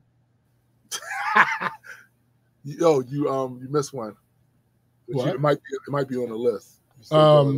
Aconopacticas, I guess that's Hispanic. Paris de Gaulle, John Lewis Opticians, Ray-Ban, Rista C. All right, that's that. It left out Crazy Ahmed's Contact Lens Imperium. Shut the hell up. Okay, so in order to get glasses, like prescription glasses, right? Mm-hmm. A lot of people, most people, will have to go through some type of insurance or something, right? That's a fact. Okay. Luxottica also owns iMed Vision Care, a managed vision care organization in the United States. It's the second largest benefits company in the United States. This shit is crazy, bro. Okay. It's crazy how much money they got coming hand over fist. So you might think that you're boycotting. You might get mad. Let's say, let's go to retail. Let's say Lens Crafters does something to piss you off. And you're like, nope, I'm only going to go to Pearl Vision from now on. Well, sucks to be you. Because that's still the same company. Yep. Luxottica. Yep. Luxottica. Let's say Unilever. Let's say you're one of those people that saw all the good stuff Ben & Jerry's was doing and all that other shit. And you're like, they want human rights for everybody. Fuck them. I'm not going to Ben & Jerry's. Let me get some good old-fashioned Breyers. So how do you bark at human rights? Listen. What kind of a motherfucker are you? It is what it is. But fuck them. I'm going to go get some good old Breyers. Guess what? Unilever owns both of them. Yeah. So and you say this while you're putting mayonnaise on a piece of bread. Hellmann's mayonnaise. Unilever owns Hellmann's as well. The opposite is also true, because if you want to make them pay for what they're doing to Jerry, you're still going to Breyers, or you're still doing one other thing. They still getting the money. Absolutely. So yeah, it should be illegal, bro. That should really be illegal. Cindy said, "That's my insurance, and if I don't buy through their retailers, I have to pay out a network." Yep, Crazy. absolutely should be illegal, but Should be illegal, bro. It might be illegal, right? They're an Italian company, though, so unless they're forced to change by the United States government, they're gonna continue to deal with the fuck. That shit crazy. So, Keep going. I'll get yeah, like these things are. Let me see. Do we have blah blah blah? I'm trying to find.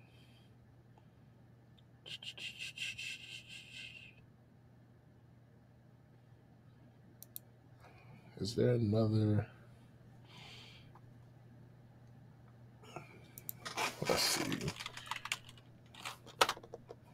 I want the people who aren't our super regulars, and actually even some of our super regulars, because this stuff isn't necessarily made readily available. Like you actually have to search for these things. You don't just find out by happenstance for most people. Because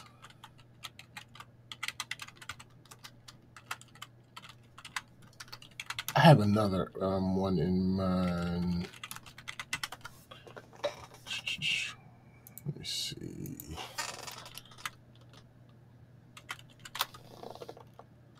Ha. All right. So, come on. Another big example is LVMH. What is LVMH, you may ask? Well, it is LVMH Moet Hennessy Louis Vuitton SE. That's the full name of it, and I'm pretty sure you recognize some of the brands that I just mentioned in there. So they have a media group, but that's, as far as I can tell, that only deals with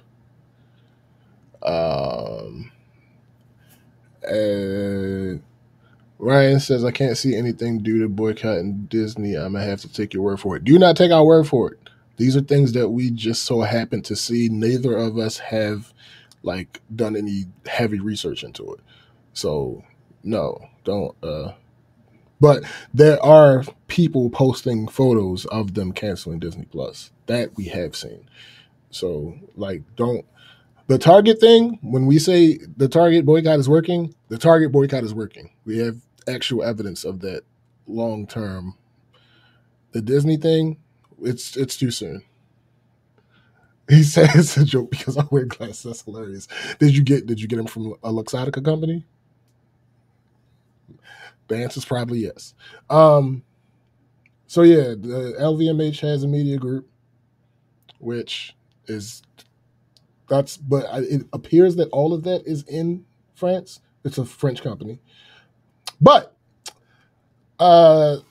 list of subsidiaries: Belvedere alcohol, Shandon alcohol. Some of this shit I can't pronounce because it's French. A couple of those are alcohol. Cloudy Bay, don't know what that is. Dom Perignon. Yep. So you double dipped into funding Luxottica's Evil Empire, LensCrafters, and Oakley. That's how they get us. Dom Perignon, Hennessy, Moet,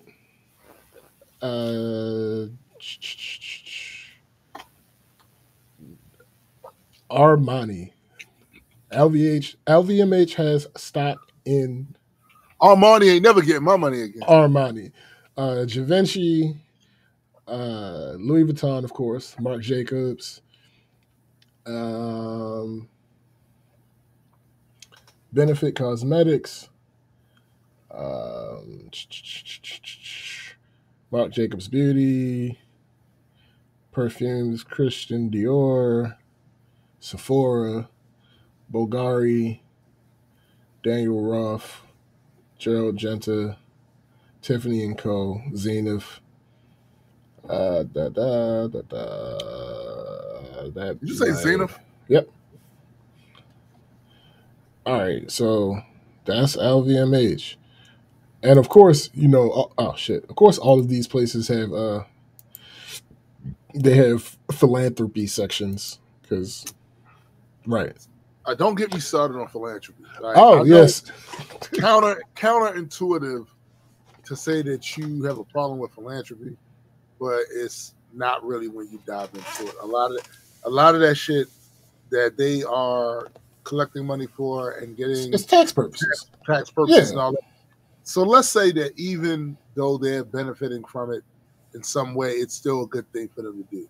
No, the issue is that your system is supposed to be handling that.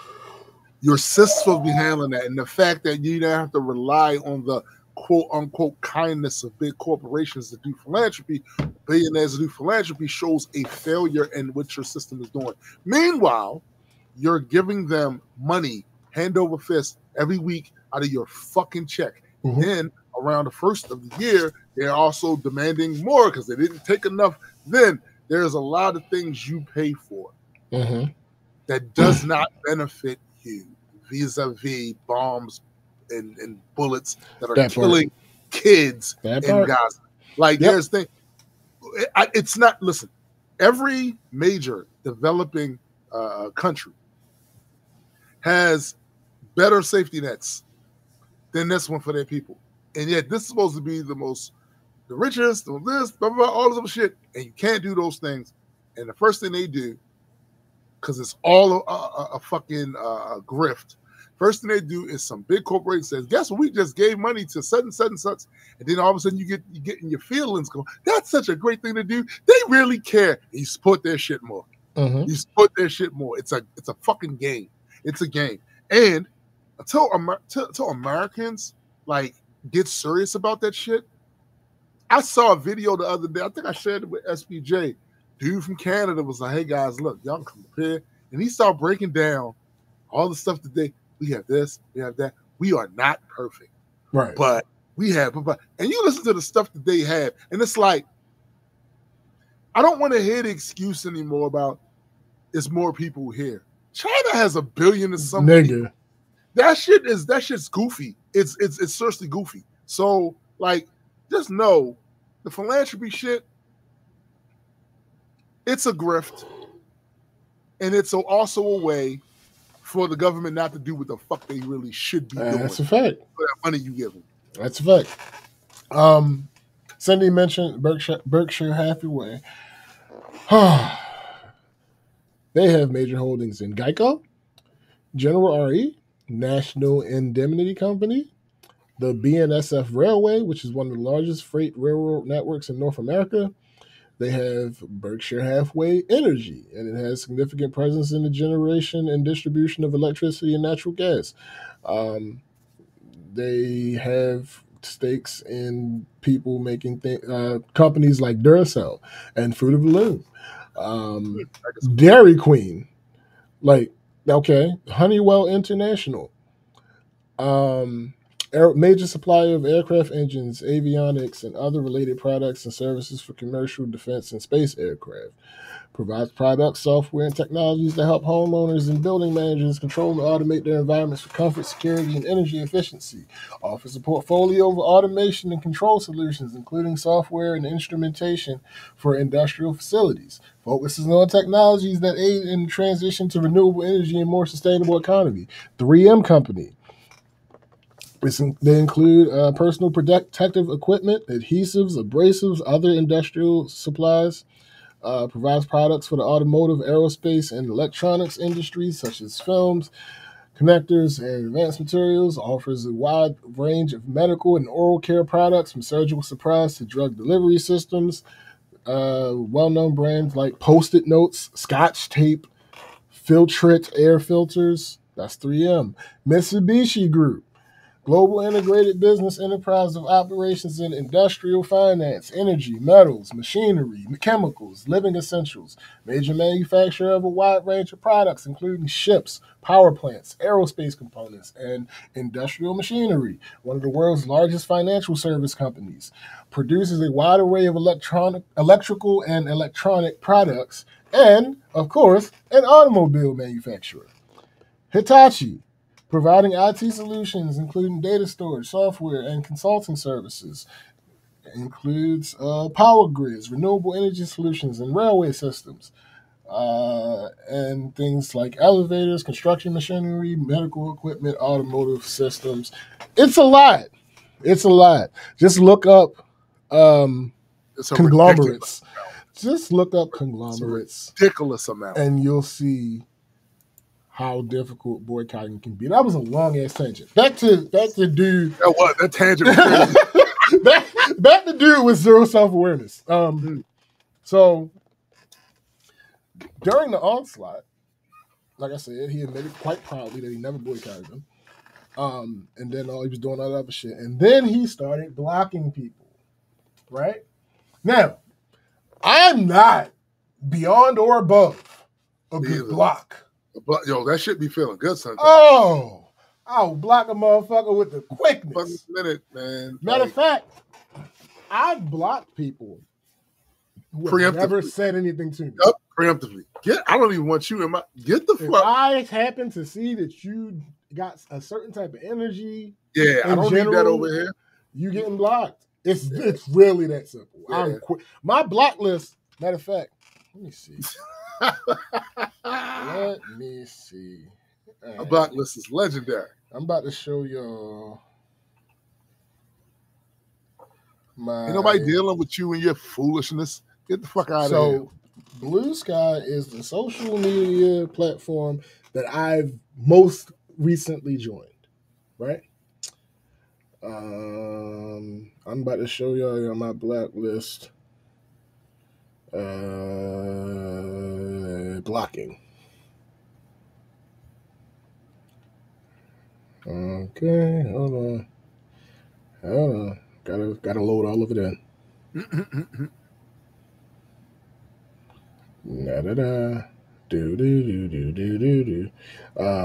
It's just taking me a second to load all of it in. Hold on. I think I'm almost there.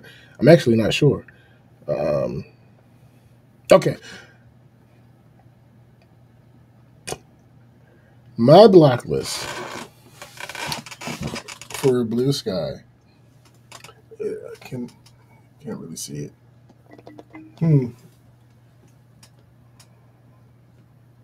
I can't really see it.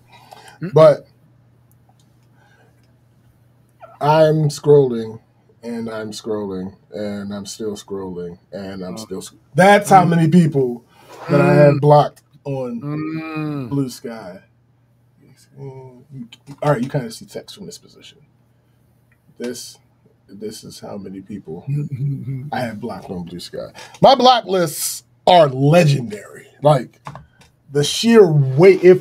If my block list could be somehow magically transmuted into physical matter, and it appeared on Earth, we would be in trouble. Yeah. That's how like the totality of everyone that I've blocked through Twitter, Facebook, Instagram, Blue Sky, TikTok, and my phone. If we added and that was somehow transferred into physical matter, we'd be in trouble. We'd be in trouble. It would be the doomsday clock would lose. Yes. Like, it would be less. It would be like 3 seconds to midnight. But anyway, so, but he's blocking people because, put it like this, he's not just blocking the disrespectful of the people, right? Because I would understand that. Me too.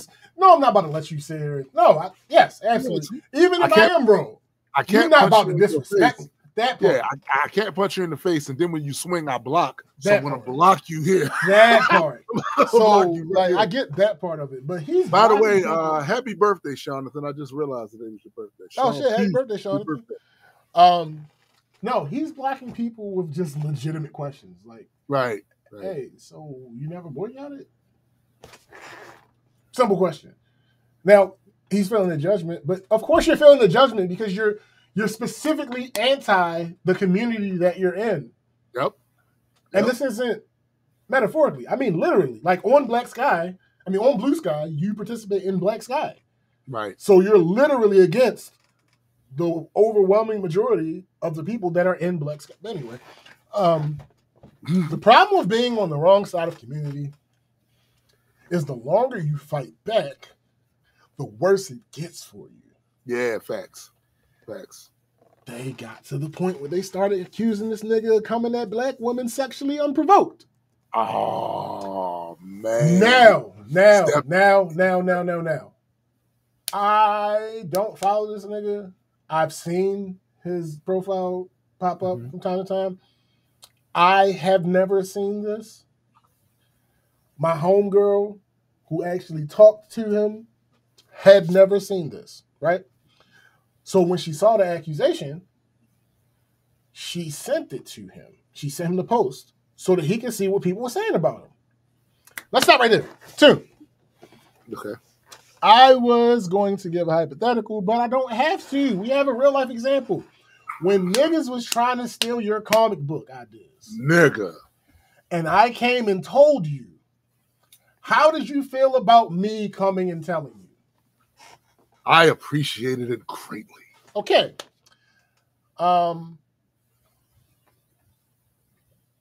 didn't know you well enough at that point to kick the nigga back in immediately myself.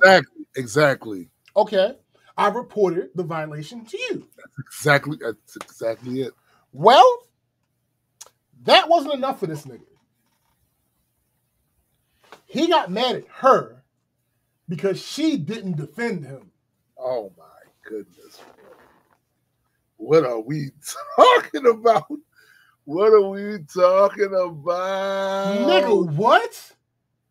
So you lack awareness. Your character is piss poor. Yeah. You're not good at accountability. Yeah. You suck at accountability. What is happening here? What are you here for? What is happening here? Well, I'll tell you what's happening. You're about to lose your whole community. He deleted his profile. Yeah. So he lost. Yeah, he deleted his profile. Yeah, he absolutely deleted his profile. Because I went back to look. Matter of fact, do I have any screenshots? My phone is ringing. We have a meeting with the DJ, but I'm not in it. It's just going to be crazy. But I can't do anything with my phone until my phone stops ringing. And it probably won't stop ringing because it's Facebook Messenger. So it's probably going to ring until I... Okay, I got out of it. Okay, so let me see if I have any screenshots of what niggas was saying, because the funny thing is, I wasn't even going to talk about this at first, right? Right. Because initially, it was just her telling me, like, yo, this nigga he about to be the main character again. And I was like, oh, shit. I didn't think it was going to escalate to this point. Yo, that main character got y'all fucked up. It be fucking y'all. I didn't think it was going to be that bad because it's something so fucking simple. I don't know you in real life. I don't really care what you choose to do in your personal life. Fact. Now, on a macro level, I would hope that you would, absolutely participate in the cause. Absolutely. However, especially since I already have evidence that it's working, what you personally do isn't really of that. That's true. That's a good point. But you are being belligerent about it. But yo, I hear you. That makes complete sense. Like, it's working already without you. So, right. If you might have just mentioned, had to stop in Target real quick to get such and such and such and such, this would not have happened. True. This would not have happened. It is the going overboard with the whole thing. And the doubling down. And then, like you said, the belligerence of like, the whole bro, thing. What are you talking about? Let me see if I got any. It's like he's pouring gasoline on himself and giving everybody the torch. Like, here, I dare you. Yeah.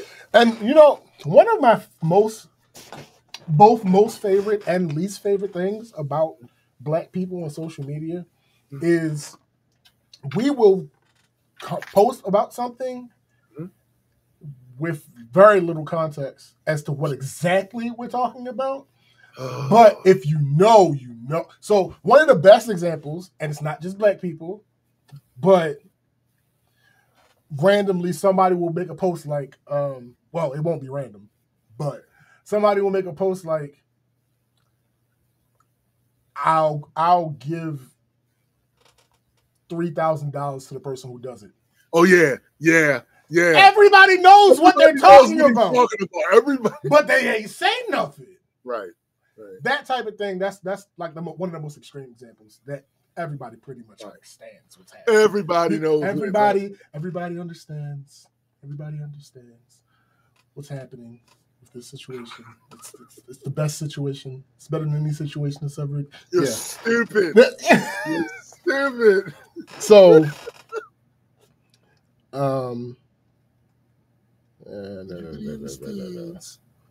okay. So somebody posts, if you going to do fuck shit that hurts the community, don't post the fucking evidence on the internet. Somebody will see it and say something. They're gonna say something. In the comments, somebody was like, especially if you don't even have that shit on, will look decent. Because what was the reason for the picture then? Yikes. And Gadzooks. Somebody said, we knew people was lying and secretly still shopping at Target. But to post it, that's a choice for sure. Yeah. and Fab love the fuck shit. Hey, yo. Somebody said, a comment to that post. We unfortunately had to go there for the first time in months yesterday, and the anger that I had sitting in the parking lot. It's still fuck Target. Facts. Somebody else said, when your mutual does something that gets them flambéed, and all you can do is watch from the sidelines. Because I can't help you in this one, bro. Can't help you. Cannot help you. No one can. You're going to have to ride this out home. And your decisions right now is going to largely depend on how long this shit lasts. Absolutely. Or how bad this shit go. Somebody said, why is there apples and onions in the accessories? Because...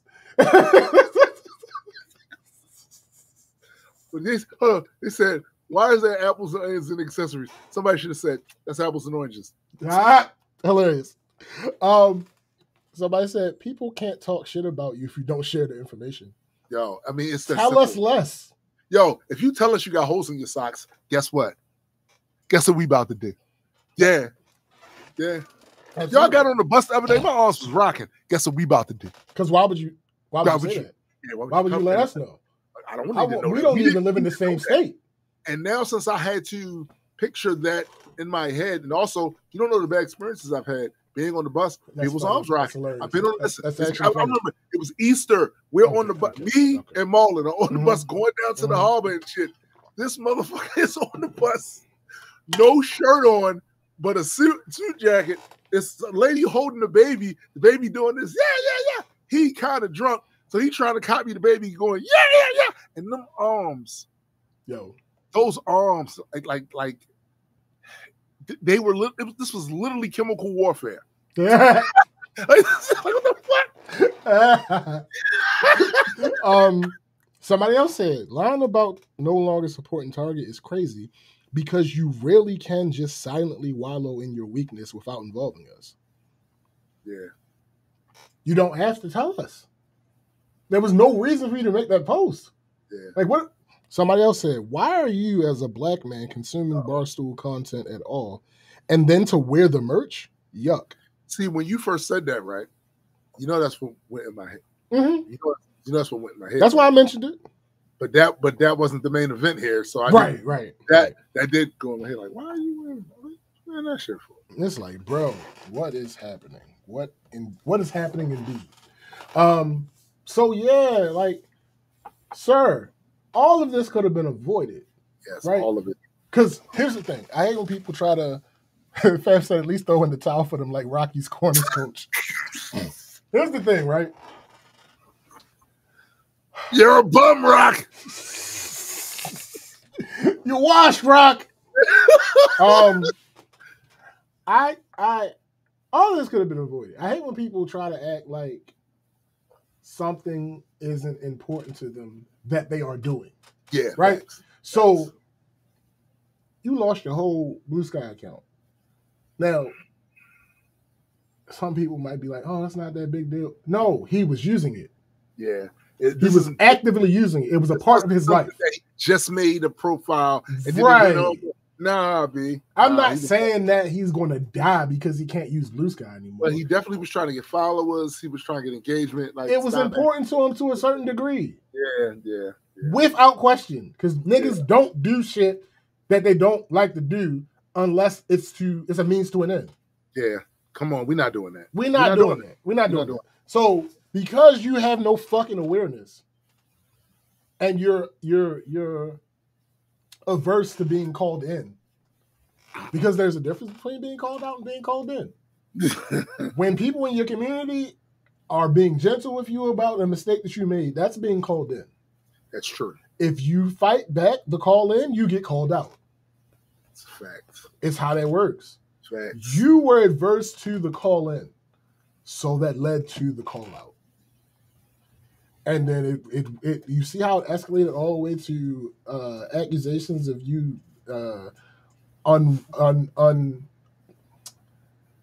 without permission making sexual overtures to black women. The longer it goes, the more you get exposed. That part. Like, you don't understand. People start doing, you already don't have the awareness, right? So you don't understand. People start doing research. They start looking into your shit. When they see a character flaw, they go back and try to look at the character. Yep. They start pulling at the thread. Yep. It's like that nigga that was all pro-black on his main page and he was all black fetish on his burner. Mm-hmm. Had he not did the first thing that he did, and my homegirl told me about it, we would have never got to the point of finding out that he was on some other bullshit. All facts. But when you do the shit, it's like certain things that you do. It's an extrapolation of the idea that lying is way more work than telling the truth. Yes. Because when you tell that first lie, there are other things that have to happen if you want to hold that up. You have to maintain the lie, and the maintenance of the lie is going to have you. It's going to drag you down a hole. You know? Yeah. It just is. It's going to beat your ass. As embarrassing as whatever it is you're trying to lie about is, it is a force multiplier by you continuing to lie. You might as well just tell the truth and take that first initial part. Right? I said, fight back. Don't lie if you're not good at it. Yeah. And to be clear, most people aren't. Most people are not good at it. Most people are not good at lying. I mean, this is not to say that most people don't lie. And that's beneficial. That's beneficial for society. It is. You know? It's good that you guys aren't great liars. Yeah. That's good because you'll get caught for somebody that cares. Like, you can lie to someone who doesn't care, and they're not going to even think to look past it. Right. And that makes you think you're a good liar. That makes you that's a good point. That makes you think you're a good liar. Here's the part that's bad though. It's one thing if someone doesn't care enough to investigate your bullshit, so they let you ride with that. What's worse is if you take advantage of the fact that somebody trusts you and love you. Yeah, that part. And that's why they don't check. Part. That's why they don't check. And then when they find out you done fucked up, you done damaged all kinds of shit now. Mm-hmm. You know? Yeah. I know it ain't easy. It ain't easy. Like, but so fuck that guy. Twice. She's still cool with him right now. So I told her, all right, don't bring that nigga up to me. That's all. That's it. That's all. I don't want nothing to do with the nigga. Yeah. Because that's like when you're that unaware and you are that unaccountable, I don't want nothing to do with you. It's personal preference. And plus it'll be a problem down the line anyway. Yeah. Because the one thing about having character flaws, all of us do. and you can survive Mhm. that as long as you can be held accountable. Yep. The moment you can't be held accountable for the That's shit, it. there is no reason to continue any sort of relationship, because they're going to do things that's going to inconvenience you in every way fucking possible, right? And the other part of that is you can't believe nothing they say. Right. You can't believe nothing they say, right? So, of what value is that in a relationship where you can no longer believe anything the person says to you? Correct. There's no value in that at all. Like, Yep. I don't fuck with it. I don't fuck with it at all. Ryan said, bro, it takes years to get out of that shit if you even get out of it. Most people who ride the lie tell me they don't feel the shift in their character every time they lie. Yeah, it's tangible. It is tangible. Mm-hmm. Your character shifts. And that's the other thing, too. Getting away with it is bad for you. Nigga. Getting away with it is bad for you. Now, we need to make this very clear. Lying to the bad guys is not a sin. Oh, yeah, fuck them. The motherfuckers that are willfully trying to harm you, Yeah. harm others, and all lying for actual survival.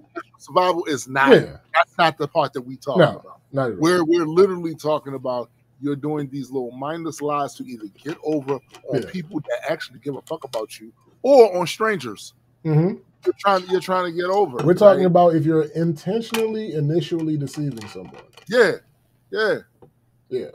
All right, moving on. Work. Nigga. Yeah, Fab said, fuck that guy with sandpaper. Yo, that is. You said with a sand. I said it the way I said it for a reason. So, work.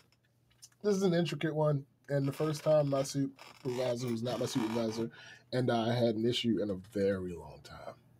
We're good. Nah. Got up.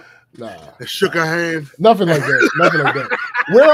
We're all good. But this entire situation, not just her part, the entire situation got a little crazy. The Friday before the one that just passed was a day that she had scheduled off.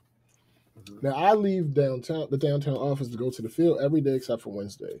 Thursday was her last day of that week. So I was gone already. Right. When the issue popped up, she sent me an email. We have an intern working in our legal department. We have a PC down there that nobody really uses. The intern is working at that desk. They needed email, and we already have an email account set up for them. Right. She just was asking me to put the email on that computer. Cool. Right. When I got to work Friday, I saw that email. I went to go set up the email for the intern. Everything was going smoothly until the very last step. Now, I couldn't log into the user account. After stepping back for a bit, thinking about it, I realized what was happening, and it ties directly to an issue that we were already having. Let's explore that for a second. So we bought a perpetual license from Microsoft Office 2019 back in 2017 or something like that. That was one of the happiest days of my work life because of how the installation process goes, and because we were finally current with something instead of being sometimes literally decades behind. That will come back in a second as well. Right. That license worked great for a while, and then it started giving me problems recently. When we bought it, I didn't know it was supposed to be I didn't know it was an quote unquote open license. Open doesn't actually mean unlimited. I'll get to that later. But I didn't know it was an open license. I thought there was a small limit of the amount of times I could install it. So I was asking my boss how many we had left. Once I first started having the issue, hey, how many of these licenses do we have left? Because we're going to need to re-up or something's going to have to happen soon. Fast forward. The installation stopped working completely about a month ago. Right. So I told my boss that I couldn't put out new PCs because I can't install Office. She started to look into it and get the people involved who needed to be involved. One of them, of course, is our lovely network administrator. Now, of course, he didn't answer her when she reached out because why would he? I was about to, you took the word right out of my mouth. I was about to say, why would he? Because why would he? Why would he respond to us needing his help with something? Come on now. Joe. Right. The other person that she had to involve did reach out, and we got what we thought we needed. Right. The problem is the Microsoft service that we went through to get the open license in the first place doesn't exist anymore. And it has been rolled into their Microsoft Office 365 bullshit. Right. Upon logging into the portal for the first time, you have to answer questions. Those were questions that I'm not privy to the answers. Mind you, these are things that I know how to do. Of course. And could have done had this been about, let's say, blackculturegeeks.com. I'd have been able to do that because I have those answers. Mm-hmm. But I don't have the info for or access to our company's domain information. I don't have that. So we needed the network administrator again. And of course, he did not respond when she reached out. Now, I have enough going on with work and real life that I am not going to be chasing him around. Not my business, not my job. Right. I'm not going to do that. I identified a problem. Not your circus. These are not your money. Hey, I identified a problem. I assessed that problem. I realized that I couldn't solve it. I told my boss and my supervisor, who was not my supervisor. They understood that it was not something that I could do. I am not going to chase or bug anybody for a follow-up in this season of my life. Right. Right. It's not for me. It's not mine. I feel you. Right. Back to the intern. So I realized that the version of Office that this computer had was Office 2007, almost 2 decades old. Now, the reason for that is the reason for that is because nobody uses that computer. So it never came up that it needed to be upgraded. So that's why that shit's still there. That's still. But Nick, right. So the crazy part about that is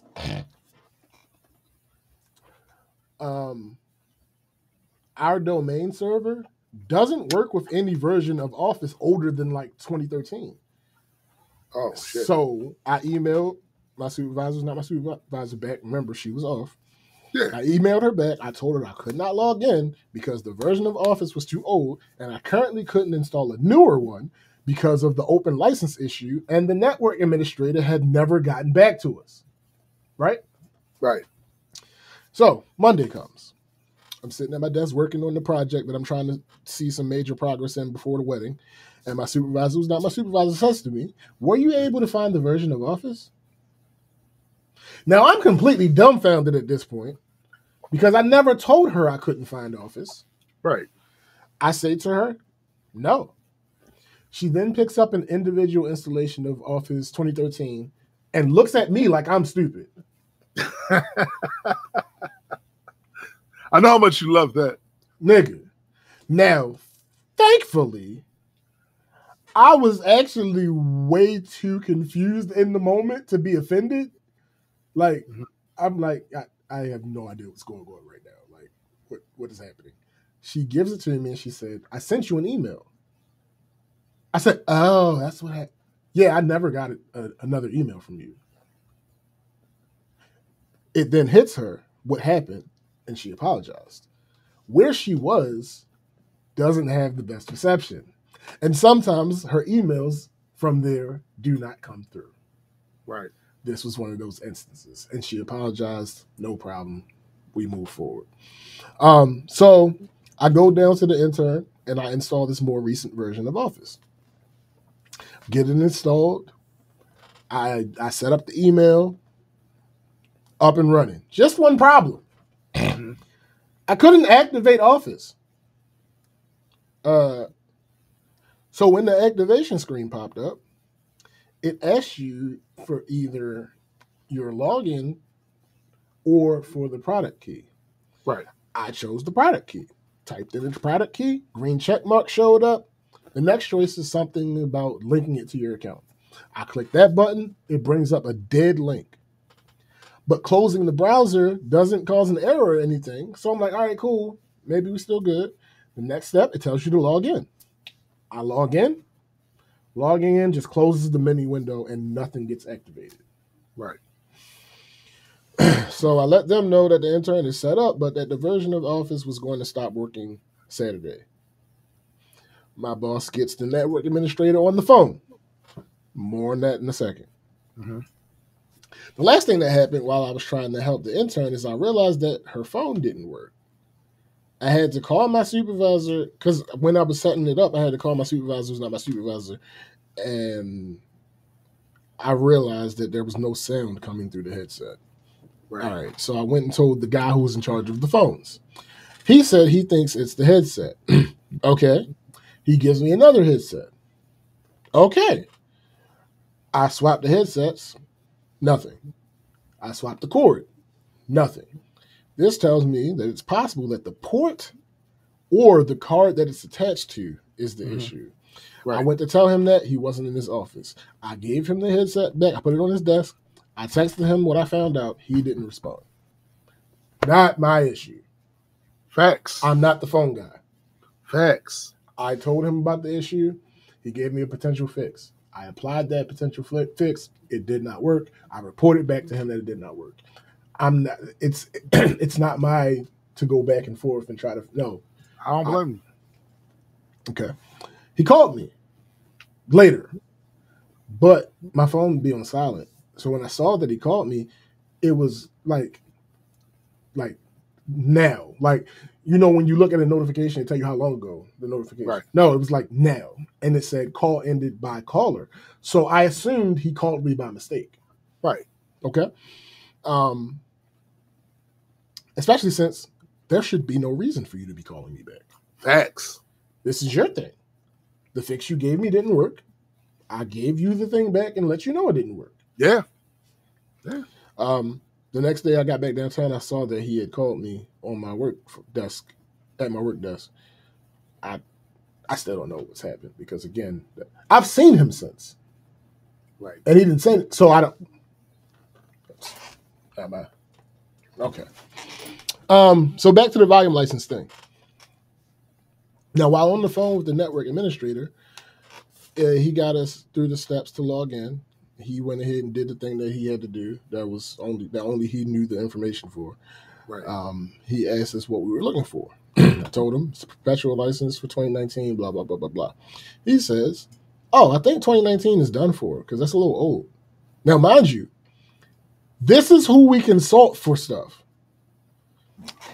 One thing about me, I am a notorious deferrer. You're damn right. I'm going to defer to whoever the expert in the situation is supposed to be. You do. This is what you do. Right. That part, very much, and all of that. Right. So when he tells me that's not a thing anymore, I have no reason to question him. Right. Okay. For what? So, also, there was no sign of that open license on the site that we just logged onto. Right. Couldn't be found. So the evidence that was presented seemed to, all right, corroborate what he said. Yeah. Yeah, okay. He told my boss that, and that she should look into getting the same type of license for an Office 2024. I definitely wasn't going to argue with that because us being up to date is a dream of mine. So, so yeah, I was like, bet. Okay, cool. She sent an email to our guy who gets us stuff, and so she can get a quote for it. I come in 2 days later, and my supervisor, who's not my supervisor, has changed things. She's changed things. So she made a very good point too. Mm-hmm. If it was an open license that we paid for, we should still have access to it. Oh, I agree. Yeah, absolutely. That stands to reason. Yeah. That tracks. Turns out again, open doesn't actually mean unlimited, but whatever. At this point, we didn't know that. Right. So I never thought that far because number one, it wasn't my responsibility, and number two, like I said, I'm down for us being up to date. So Both our network administrator and the guy who gets us stuff should have thought about that, though. Absolutely. Because what do you mean? Like, What you mean? I don't authorize the pocketbook. No, you don't have no control over that shit. There are petty things that we might need that I don't have to. I mean, yeah, if you need a pencil. I mean, nigga, like, oh, we need a hard drive. All right, I'm gonna go ahead. Like, put a requisition, whatever, in for it. Yeah, I don't ask for stuff like that. But this is a big purchase. Right. It is neither it doesn't hurt or help me. If it actually does help me, my bad. It helps me more than it hurts me for this purchase to be made. Right. So I'm with the purchase. I ain't authorizing nothing. I'm sending it upstairs, but y'all gonna do it? Okay. Right. So, but when my supervisor made that extremely good point. I'm like, so what the fuck are y'all doing? The network administrator and the guy who gets the stuff. What the fuck are y'all doing that y'all didn't think about this? So now I was on a mission to find out where our shit was because, of course, we've already paid for it. I log into the administrative portal. I ended up having to talk to the chat.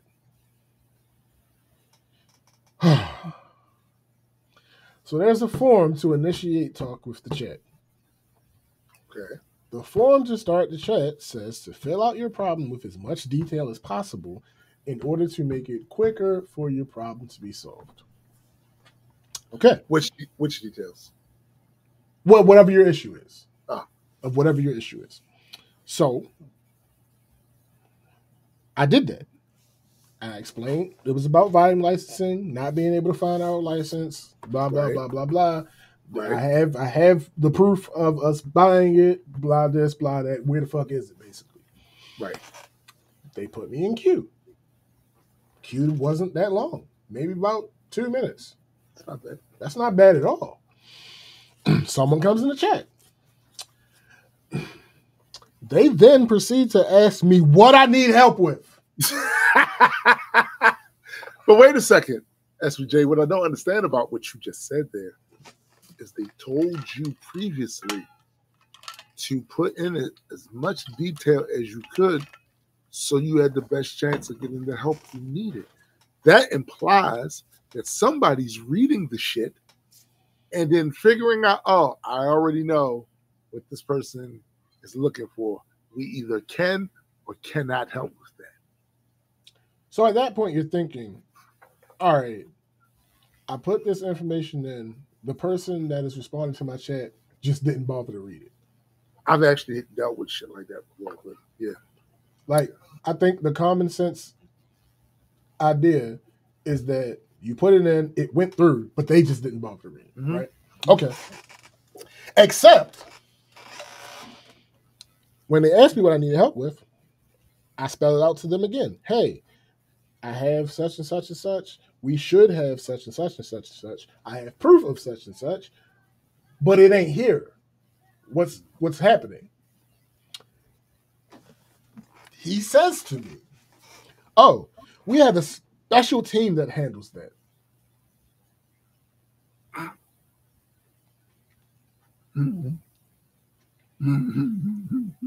So when I filled out that form and I used the words volume licensing, why did nobody catch? Why didn't you just send to the? Why didn't go to? Okay. So anyway, he was like, oh, because the account that I'm using is in my boss's name, and it has her email and the phone number for the job. So he's like, somebody will be emailing or calling you, such and such and such and such. I said, okay, if somebody calls, can you tell them to ask for the IT department? Because she was not at work. My boss was working from home. So I'm like, can you tell somebody, if they call, ask for the IT department? He said, cool. I said, also, I would really prefer an email. Because I don't like talking on the phone. She doesn't like talking on the phone. I would prefer an email.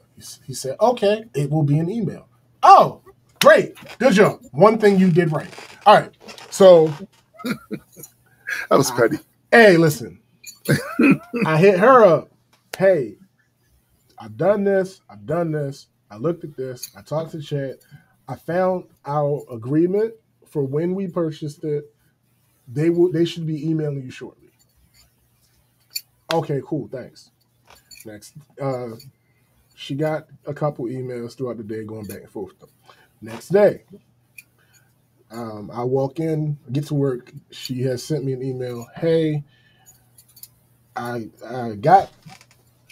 went through everything with the people. Right. The volume licensing tab is now showing, but it is only showing things that are for servers, not for any individual computer, blah, blah, blah, blah, blah, blah, blah, blah. I'm like, okay, something here is not right. Because something's amiss. I know this existed because I've been using it for the last 8 years. I know it's a real thing. So I go into the site, go into our volume licensing, and I find it. Right. So I tell her it must have not all populated when you had looked for it. Mm-hmm. Because I'm fairly certain that when they told her it was fixed, she immediately went and looked. Because, of course, right. So I told her it probably hadn't populated yet, and it's there now, and I got it, and I tested it. It works. So open license does not, in fact, mean unlimited. I think we have 125 licenses, and we've used like less than half. So we still have quite a few. Yeah. So I was able to solve the initial issue that I had. I was able to solve the interns issue, and now I can actually move forward with putting out fucking computers to people because now I have the shit that I need. So problem solved. Yeah, no, actually, it was a happy ending. It was a happy ending. All right, that's that. Let me see. That was work. Nothing here. Nothing here. Nothing here. Wedding watch. Watching a wedding. 3 weeks left, people. 3 weeks. At which point in time, Wedding Watch will be officially retired. And we'll be on Baby Watch. We'll be on Baby Watch. All right. Now, PSA. It'll be over before you know it. Oh, nigga. All of that. Yeah. All of that's going to be over before you PSA. I need anyone involved with this wedding to stop doing stuff. Stop doing stuff. Since we started on their behalf, I'm going to ask that you be more specific. Listen, no, there is no more specific. Stop doing just exist until the 12th. When the 12th comes, get back to your regularly scheduled program. Between now and then, sit the fuck down. Yeah. Stop doing stuff. Since we started planning the wedding, the following things have happened to people who are either in the wedding or will. Oh my! Since we started planning the wedding, the following things have happened to people who will be in the building on that day: getting sick, having health scares, breaking feet, houses burning down, whooping feet, houses burning down, being fired from their job. That's crazy. Finding out they were pregnant, getting pregnant, nuts. Having a baby, breaking up with their significant other, having domestic incidents, relatives passing away, having car issues. And that's just the stuff that I know about. Crazy. And some of these things apply to more than one person. Hey, y'all, stop doing stuff. Chill the fuck out. We don't need any more changes. We're 3 weeks out. Just hold on. But it's 3 weeks. Happen in 3 weeks too, boy. That's a lot can happen in 3 weeks. Yeah. Just hold out. Cindy said the wedding is cursed. Damn. Damn. McKenna said, can people just chill for a few weeks, please? Yes, please. Just relax. Just chill out. Just chill. Relax. Calm down. Listen to some Zen music. Look, I know you need that thing up That's there at on the that top. top shelf. Yeah, no. But that ladder is ass. Yeah. Don't use that. Don't do it. Don't do it. Just listen to some Zen music. Get your 8 hours or so of sleep that you need. Eat the food that you need to eat. Get your nutrients up in you. You got to make money. Go to your job. Go to your job. Don't speed. I know you got a doctor's appointment, but when you go in there to sit down in the waiting room, make sure you have a mask on. Absolutely. Because you know them motherfuckers. We don't need nobody spreading. Yeah, like go ahead to your job. Do what you need to do to maintain your position and to get your money. Don't overexert yourself. That's all. Make your way back home. Relax in the house. I know your homeboys want to get that pickup game of basketball. Yeah, you don't need it. You can wait. You don't need it. You can wait. You can pick it up after the They'll be there. They'll be there after the wedding. They will. They'll be there when it's all over. Listen. When you aren't required anymore. I know you're trying to plug that in, but you just wash your hands. Yeah, it's just you know what? Don't even dry them. You can do without that item for 3 weeks. You don't need that right now. Get a battery. Yeah, I know. I know it's your microwave. I'm just saying. Go ahead and use your oven. Go ahead and use the oven to reheat the food. Hey, listen. It's better for you. Yes, I know the grass is stuck underneath that lawnmower right there. Just could you please just unplug it? Yeah. Or take the thing out and then Definitely don't go to the Epic Universal ride. No. Do not go to the Epic Universal ride. No skydiving. No. Absolutely. Listen, you talking about taking this stuff out the lawn? No. Buy a new lawnmower. Like, buy a new lawnmower and have it delivered. Have you there for and real? Then pay one of the people in the neighborhood to go ahead and cut the grass for you. Agreed. Yeah, like relax. We just want you to be okay. We want you to make it to this day so that you can celebrate with us. After that, you can go back to your regularly scheduled After program. that, you chop your hands off. After that, we're going to go on with you. Absolutely. This ain't going. But that's on you. Yeah. That's on you. Right now, it's on us. Let's not make anything worse for us. Yeah. And she pregnant. Yeah. We don't need her to have no more stress. Cause somebody done set they hair on fire by mistake. When they went out there, they decided to. They was in a what was it? A Pepsi commercial. Yeah, bro. Like we don't need that. Just relax. The commercial will be there after. It'll be there. And if it isn't, it wasn't for you. Right. And what is meant for you will be for you. Like, bro, can we just chill out? Everybody relax. It through these last. We at the home stretch. We really is. We at the home stretch. Just make it through these.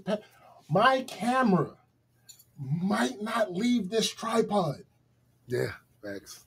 Until it has to be given to Tim. Facts. Like can we just everybody relax. Everybody relax. Okay, so the bridal shower.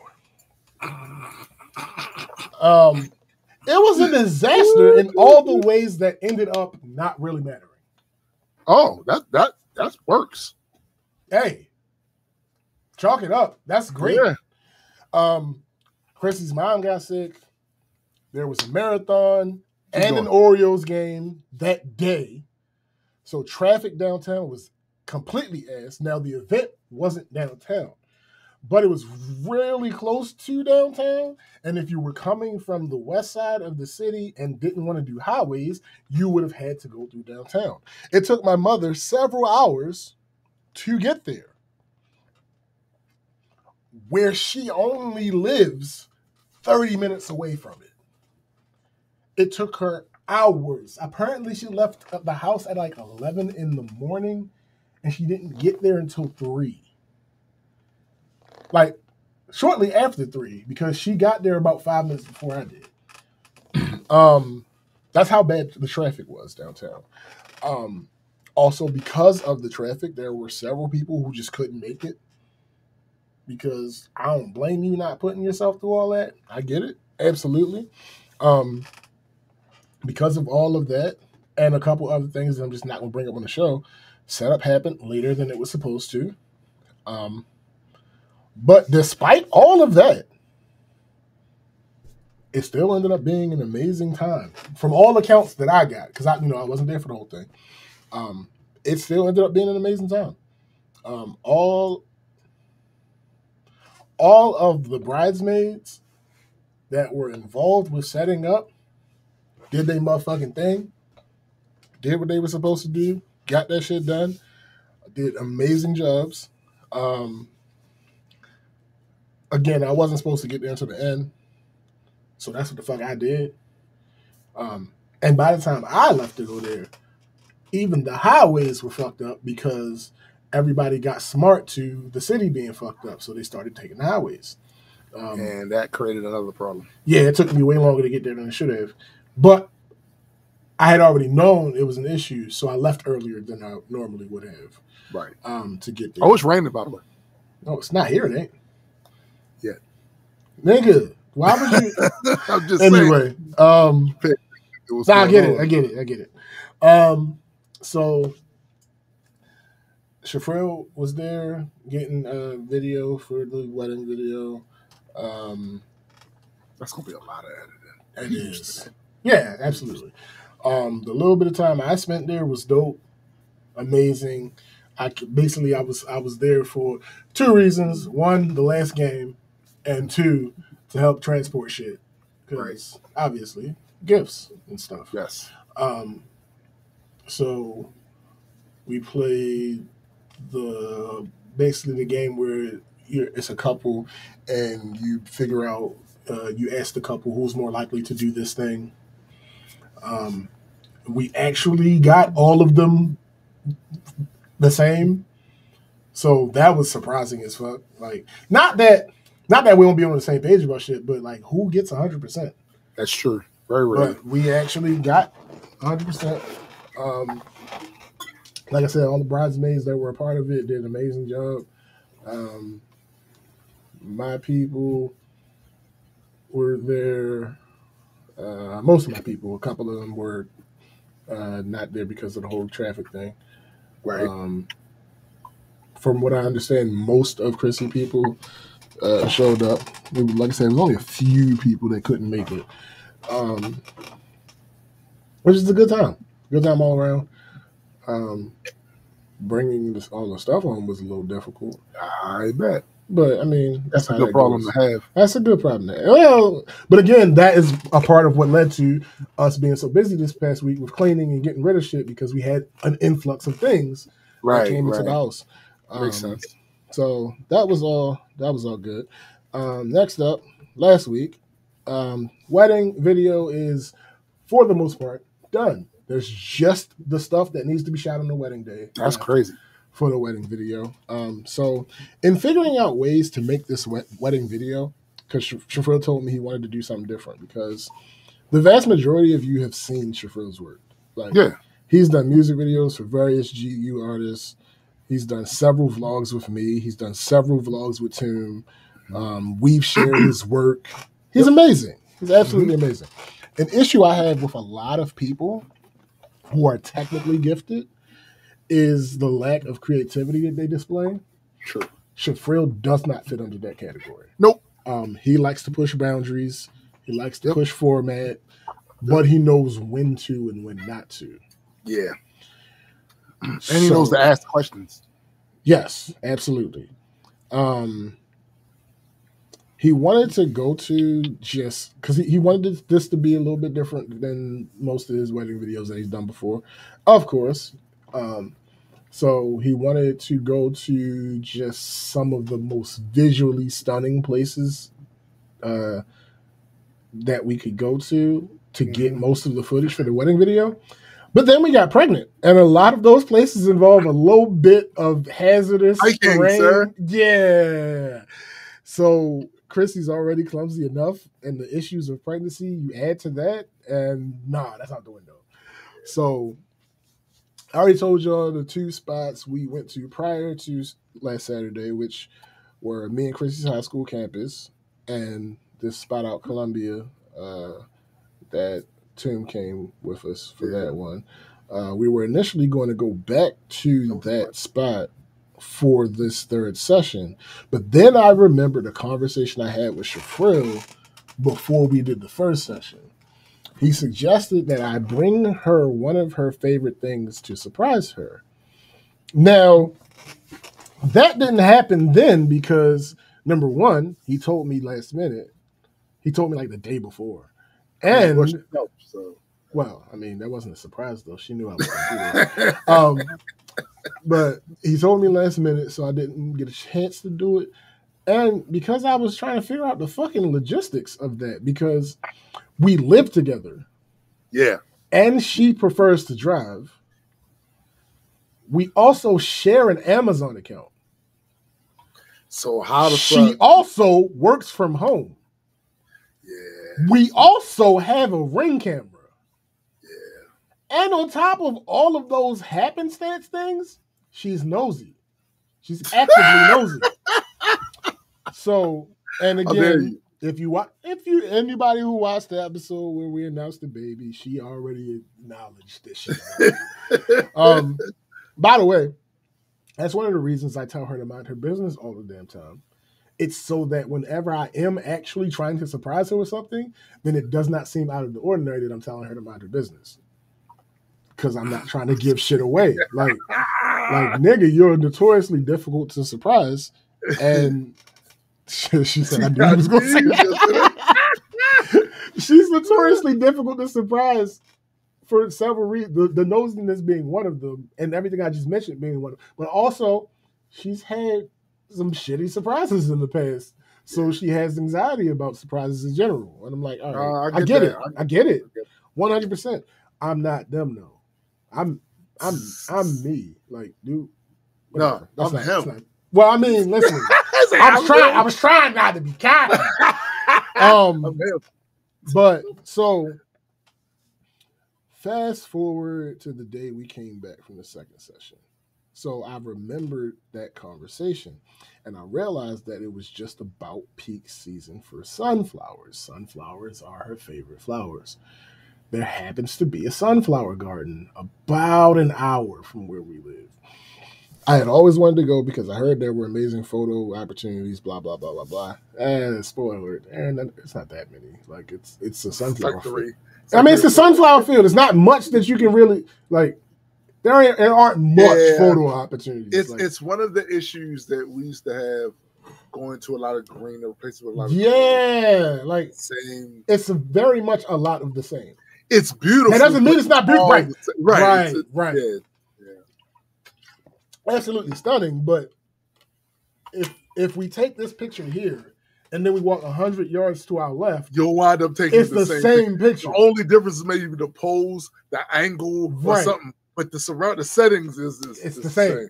Yeah. So, like, as far as like going there for a photo shoot, I don't know after seeing it that I would do that unless it was a paid shoot and the person specifically wanted to do that. Sure, obviously. But outside of that, I don't know if I would. I don't know. But also, I have a list of places for us to go to, and that wasn't on the list, and had been on the list for a while. We just never. Number one, they're not in season year round. Sure. And number two, we just never got around to it. I ever decided to go down to the botanical garden? It's on the list, but again, so you just made the list. Yeah, there's several things on the list that we haven't gotten a chance to do yet. But you also have to buy tickets to go. More on that later. That wasn't a hindrance. That was just staying effect. You have to buy tickets to go. Kinda, because again, more on that later.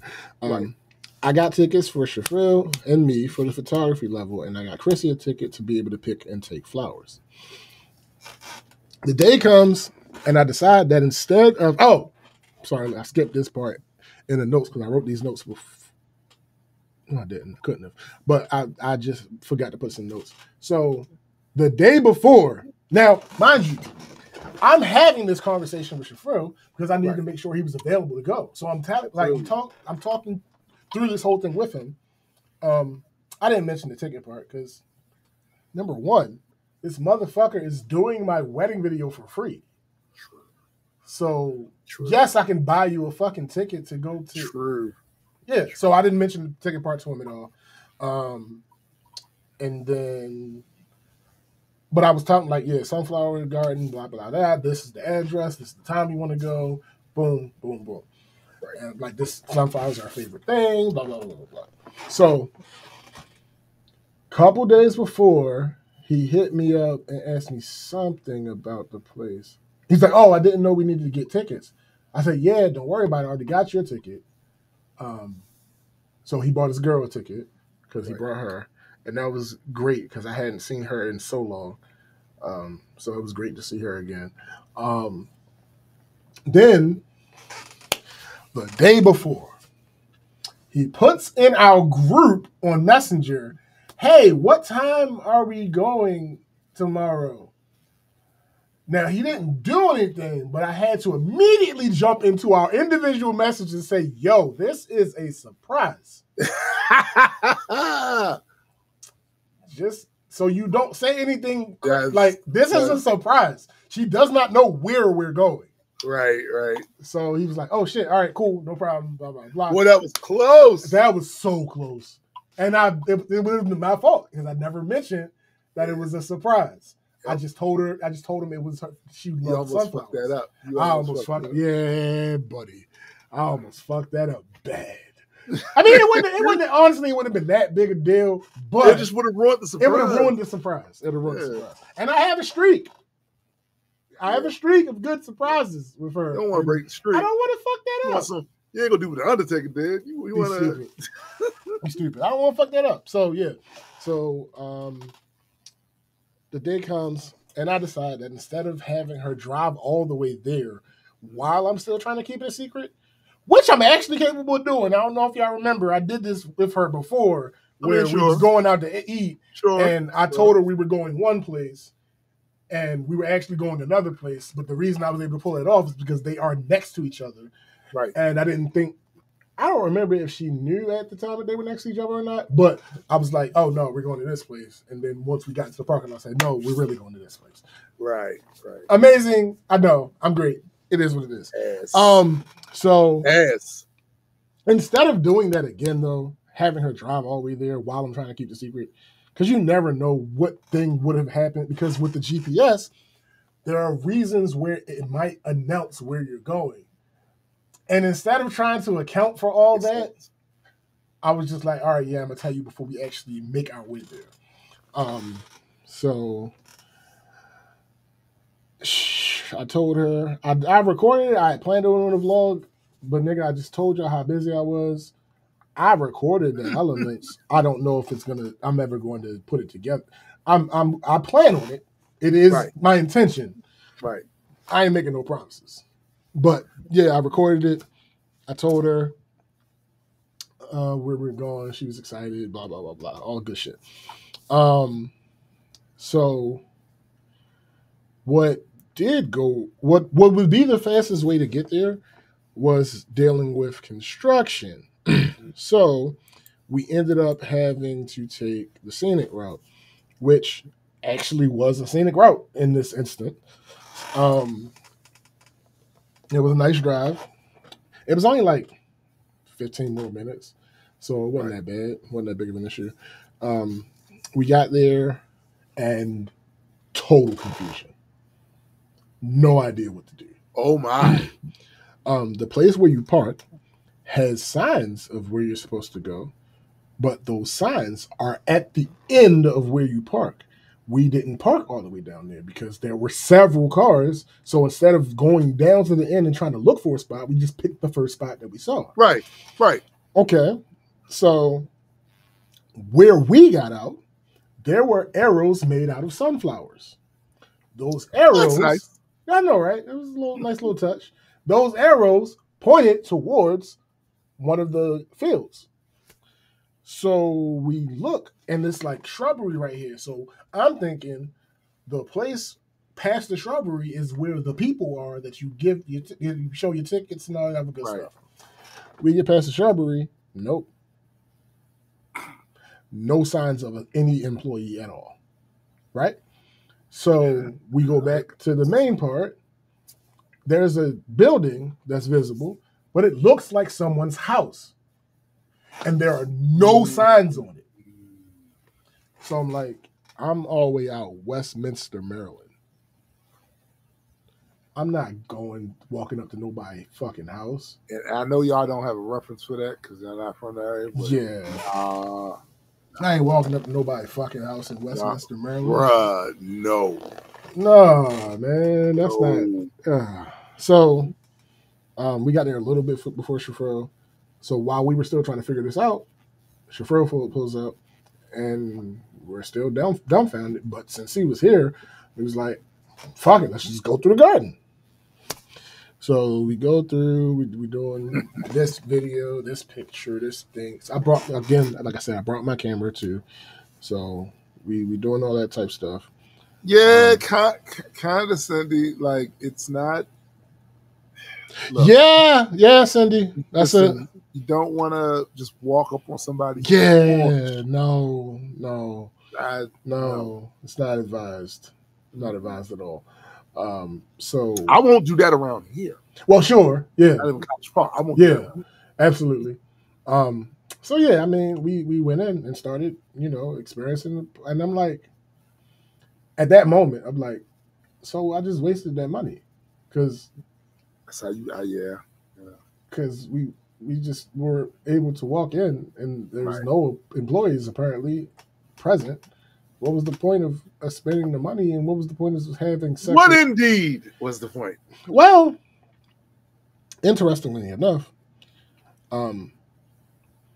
as she's wont to do when we're working, like I've hung out with Shafrel and this girl before to hang out, and that's always a good time. But whenever we're working, she doesn't just hang around and look at his work. Of course. She goes and has her own fun. Or whatever. So she did that this time as well.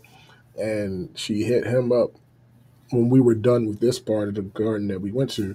She hit him up and she was like, oh, it's another part. And this part has like more shade and all this other type and different flowers and blah, blah, blah. All right, cool. All right. So we take a break. Because again, in case people didn't know, Chrissy's pregnant. I think you may have mentioned it. Yeah, once or twice. So we took a little break. And also, a thing that both of us forgot is it's a sunflower garden. That means there's going to be bees too. She is terrified of bees. But that means there's going to be sun. A lot of it. Right. So we both forgot sunscreen. And sunburn is dangerous, more so when you're pregnant. So it was like, all right, we got to figure out something. But again, the other side had more shade. So once we found that out, it was like, oh, okay, cool. So we took our little break. We walked around to where she was. And that's where the fucking people are that take your tickets. Yeah. So... That's ass. And he even admitted it.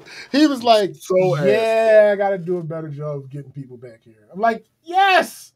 Like I said, if nobody was there, we would have found it because we would have went further into the parking spot, the parking area. We would have found it. We just saw the sign. But the sign should be visible from the entire parking area. Right. And it is not. So, after that, we spent more time over there doing more pictures, videos, blah, blah, blah, blah, blah. It made, basically, when you have the flower picking and taking ticket, they give you shares.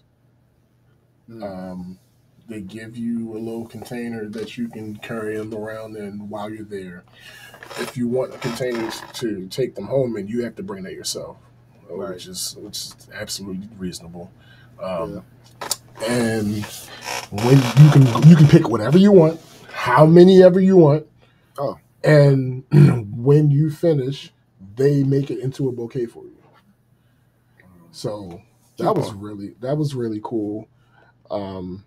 We did that, and it was like they already had some flowers cut already, so they once we finished and we went over there to them, they even let chauffeur record them making the bouquet. That was cool. Um, they already had, like I said, they already had flowers cut, so they made the bouquet out of what we had already. Looked at it a little bit. It's like, okay, now if I was you, I would want such and such here, such and such there, another such and such here, blah blah blah blah blah. We have all of these cut flowers already. Go ahead and pick what you like. So she picked those. She's like, oh, we have this, blah blah blah. And she put those in. She made the bouquet over. Then she finished. She was like, you know what? There's one more flower that we have that would just set this right off. You hold this, I'll go to the field and grab it. If it is what I think it is, if it's if all of them aren't gone and the ones that we have are bloomed well enough, I'll go ahead and grab it and I'll go ahead and add it to your bouquet. Like the nicest people. Like they couldn't have possibly been nicer. She literally went to the field, found that flower, cut it, brought it back to us, put it in the bouquet. So that was amazing. And that was pretty much it. I mean, we was there for like, I want to say like 2 hours. I think we got there at 12 and left at like 1:50 if something like that. So it was a nice little time. Because it was so hot and because the sun was beaming the way it was. How hot was it? I mean, I don't remember exactly. But because of those factors, I kind of was thinking like, damn, we didn't spend as much time here. No, we got a good 2 hours in. Right. We got a good 2 hours in, so I was happy about that. The bouquet was beautiful. I don't know. I think she posted the bouquet on her Facebook. I'm fairly certain she did. But sunflowers mold very quickly, so we had to throw it away by now. It's gone now. But it lasted a week, so that was pretty good. That's pretty good. Yeah.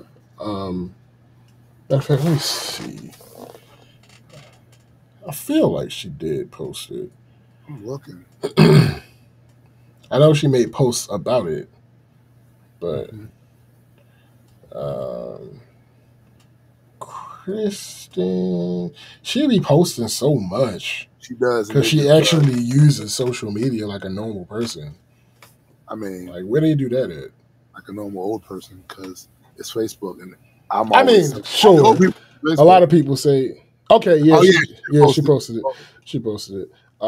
So that was. I knew I saw that. Yeah, so anybody who follows me, I'm tagged in the post. So if you go to my profile, you'll be able to see it. You'll be able to see the bouquet. It was a real nice bouquet. And like I said, the people there were very, very nice and very helpful with everything. How far is this place from where you live? It's about an hour. Less than an hour, because the route that we took was an hour, but that's the scenic route. It's probably like a good 45 minutes when there's not a heavy traffic day. So that was amazing. Like I said, we got everything we needed for the wedding video, except the stuff that's going to happen on the wedding day. So that's great. Flowers were gorgeous. I'll make money. I'm just well, that's how I'm saying. I went to their Facebook page. I see how they make money. Okay, I see. Yeah, I mean the photography tickets are like $6. The pick and take tickets are like $20 or something like that. So they have to do other things. Like they have chickens, so they might be a full, like not full farm. They might be a farm. Yeah, they might be a farm because there's like corn relatively close that I imagine might be their land as well. Right. So I think they do the farm thing, and they just so happen to have a large patch cut out. As I go through their mostly sunflowers. Yeah, they have more than sunflowers. Too. Yes, they have more than sunflowers. Yes. So that was really cool. Again, surprisingly, there was still a decent amount of variety of flowers that still looked good to pick. Because when we got there, it was, like I said, it was full. The parking area was pretty much full when we got there. So there were people there. And that even when we got there, there's still good flowers to pick from. So it was a fun outing. So, like I said, all of the pre-wedding stuff for the video is done. This was a lot of walking. It was a lot of walking, but I mean, you expect that. I mean, she didn't expect it before we got in the car because she didn't know where the fuck we was going. But she did know we were going to be outside and walking around. Because of course I had to tell her that because she's pregnant. So I had to mentally prepare her for that. But yeah, that's it for that. And wedding, we got 3 weeks. Next week again. 3 weeks. Remember next week, no show, people, because I'll be out of town for the bachelor party type thingy, and goodness, we'll see what happens there. Because it's a lot. Niggas. So yeah, that's it. We would like to thank all of you for joining us once again for another rousing edition of the Black Culture Geeks podcast. Yeah. There is always music. Always music. Music from the past. Mm-hmm. Music presently. Mm-hmm. It's available right now. Mm-hmm. And there's music upcoming in the future. Yeah, absolutely. So slide on over to your favorite streaming platform. Yeah. Get the numbers up. That's it. Just ask for a couple listens, you know. That's all. It's not a whole lot. You know what I mean? Yeah.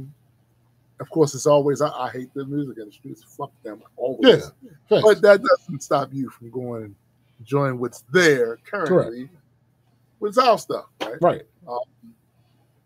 Again, I don't know when the next Heard It Through the Grapevine podcast is going to be. It's after the wedding. After the wedding? So not directly after. No.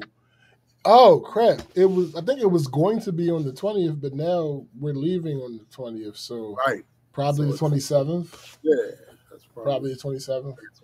Sure, that'll be a dope ass episode too. Absolutely, everything. Yeah, that's gonna be pretty good. We also have merch. We got this nice store up there. Got some nice, Got our website. Also working on a bunch of Majestic's gonna have a bunch of new shirts. A bunch of new. We got some bugs and all that. Absolutely. Don't forget Super Saigon Hendrix. That is a Mutants podcast. Mm-hmm. Check that out as well, and of course Graydon's Office Hours. Check that out as well. It's just a lot of stuff, a lot of content coming down the pipe. Absolutely. You know we got our Patreon up there. If you're not already a member, go check that out. We got a bunch of content on up there as well. And don't forget about Singularity. Soon that will be in our store on the MajesticComic.shop too as well. Benny said buy the BCG's merch here and help pay for this wedding. Facts, Benny. Yeah, it's hilarious. Because goodness. Absolutely. Also, like I said, this is the fourth quarter. We kind of concentrating on merch here. Yeah. I've already started sending out a lot of the Singularity stuff. A few more things that need to be done so I can send the rest of it out. But for my man SBJ, I am on the Dead Man. And for the greater World Entertainment family, we are out. Peace.